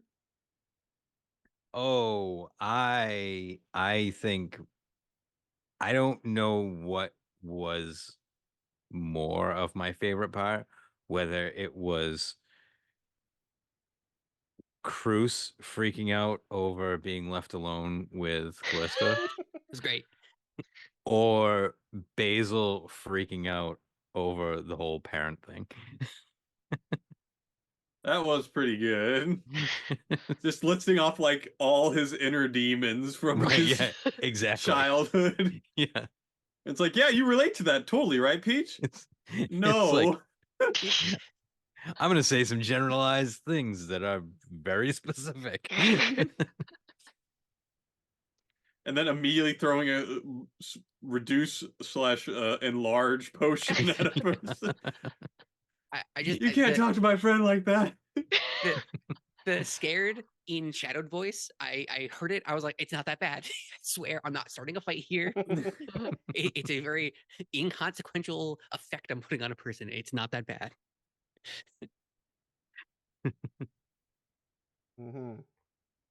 Yeah, but I had a great time watching these guys freak out tonight. You'll probably have to do so for one more session.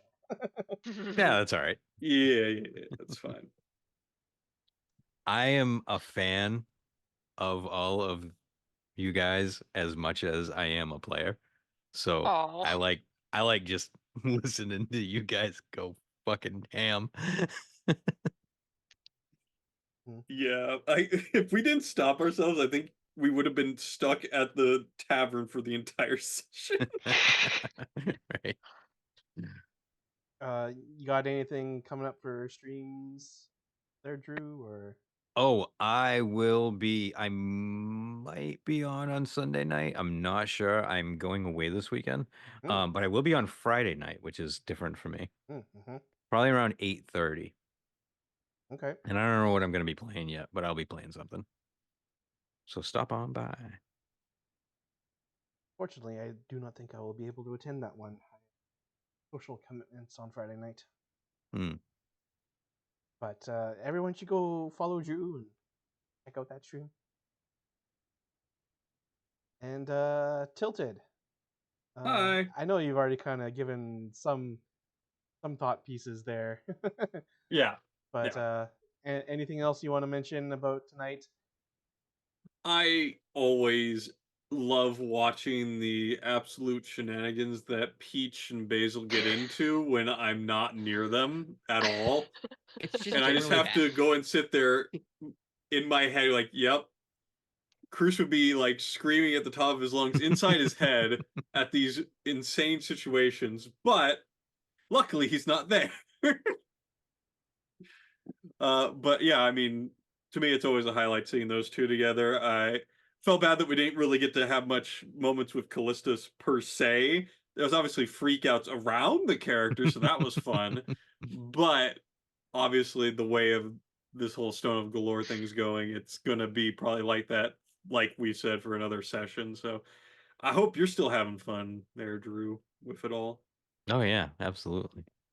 Awesome. Well, yeah, for me, I mean, this is great. I want to make sure everyone's clear when I'm arguing with people in here. It is not me being upset at anyone. I am happy with all the stuff that's going on. I just got to play out my character the way he played it. Well, I wanted to have the Basil conversation with you because it was like, oh, because it doesn't help to not have a conversation about it. Just because I like hearing where your character's coming from is like the best part.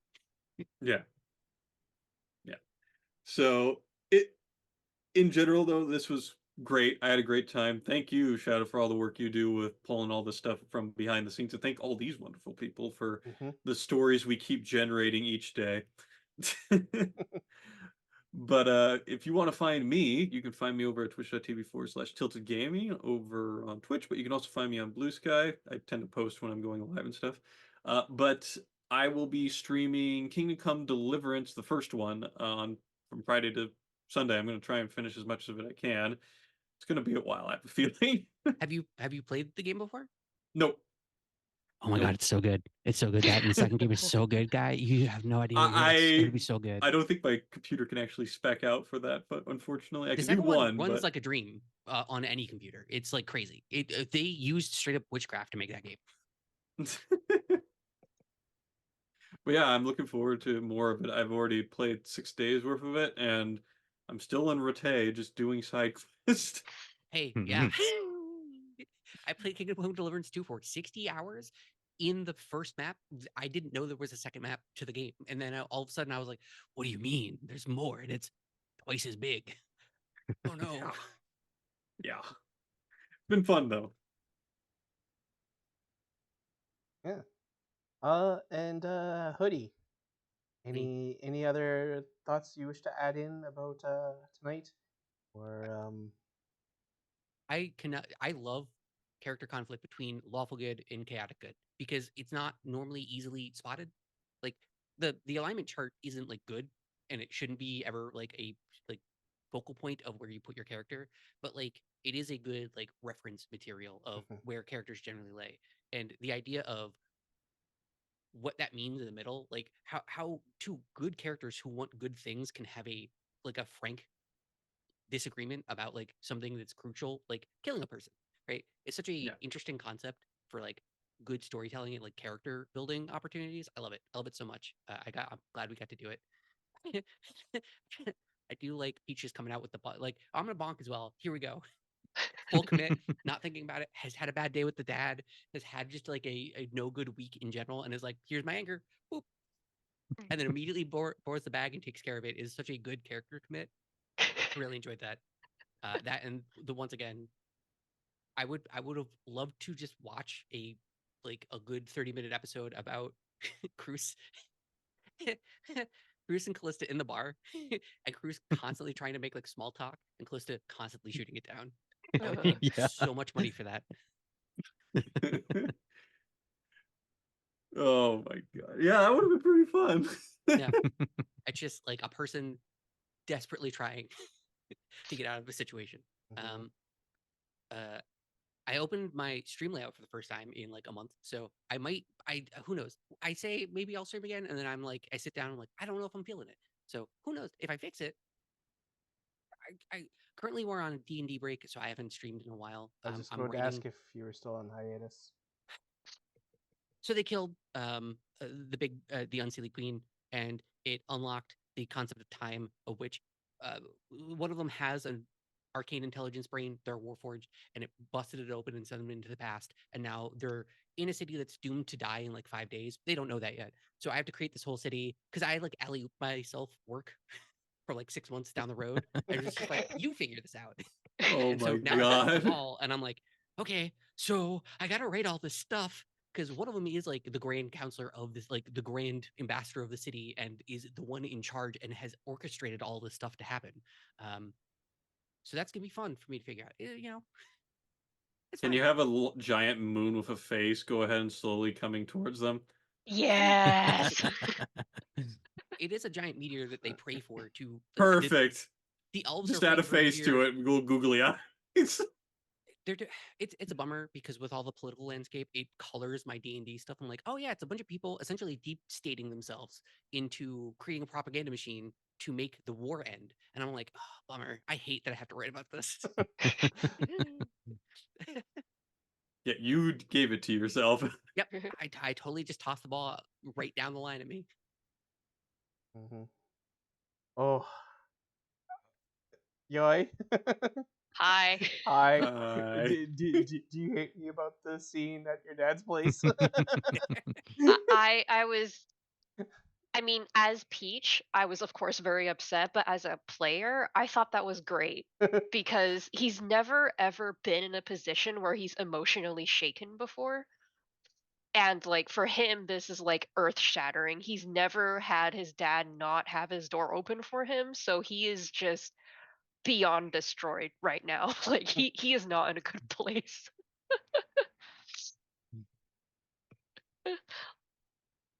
Mm-hmm. Yeah, Yeah. this is the band-aid I was the most curious to see how it ripped. Of like is it fast? Is it painless? Or is it like fast, but you hate like you can feel all the hair that ripped off your leg for like the next 3 days.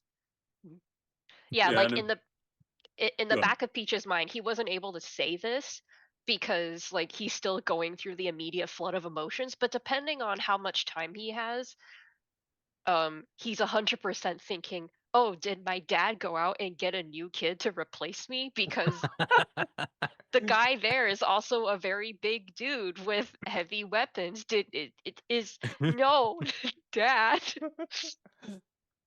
So because like ordinarily he would 100% listen to Cruz, not engage with Zord whatsoever, but like in the previous session it was, oh, I can't speak to my father, I'm going to his boss. And now it's, oh, my father has shut me out of his life.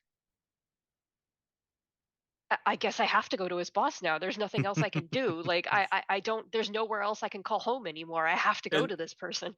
And the funny thing is that it could have actually opened a door where I could have been that other in between character for you.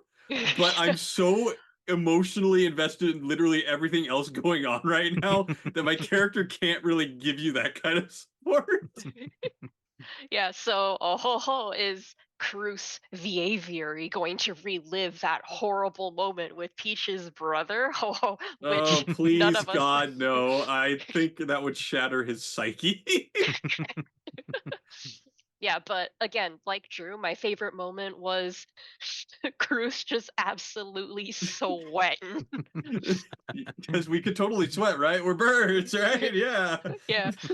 Yeah, because the hilarious thing is that like Peach is like, oh yeah, Cruz is an adult, he's gonna be just fine. And then Basil's probably like, yeah, Cruz is an adult, he's gonna be just fine. And Cruz is there like, Yeah, right.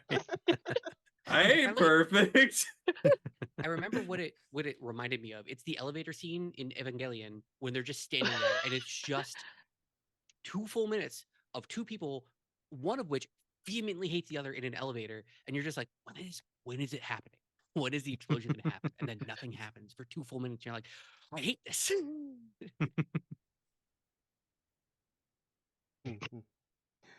um, I really liked. We seem to really get along well with kids. That was a good Or one. children, or however it was phrased. Yeah. Absolutely. I tried to embrace a lot of like fully innocent like acceptance things about like character flaws of Basil, and that was like, oh yeah, he would have no idea what this would be about. Oh yeah, that's crazy. Yeah. Yeah, had a good time. It's always a good time. It is. We always talk about, hey, let's get more D&D sessions in here. Oh man, we got something going on this week. Damn it. Be real nice to play some more D&D, and then we'll just be sitting there talking about D&D in our chat group for like hours. Random other stuff going on in our lives. It's good stuff. All right. Well, I guess that's it for us for tonight. So, looks like probably no raid tonight. So, I'd like to thank everybody who came out and chat tonight. Thanks to everyone who was watching, and thanks to like who was here: Eric, Third Shift Worker, Griffith, Tim, Prince Justin. Always lovely to have all of you. And of course, thank you to Arvin Elron for hosting in on his channel. Be sure to check out all of our stuff via the commands in the chat. And of course, you can always find us through the commands for the Shadow Crew. I feel like I forgot everything in 2 weeks. Tends to happen, man. You're just so used to like, I got a pattern going. Wait, what did I do? Yeah. But Happy Switch 2 Day. I hope everyone enjoyed the Switch 2 announcement. We'll get into that in maybe off stream. It's the only other thing I can think of. Oh, because I have thoughts. Anyway. I bet. All right. Have a good night, everybody. Take care.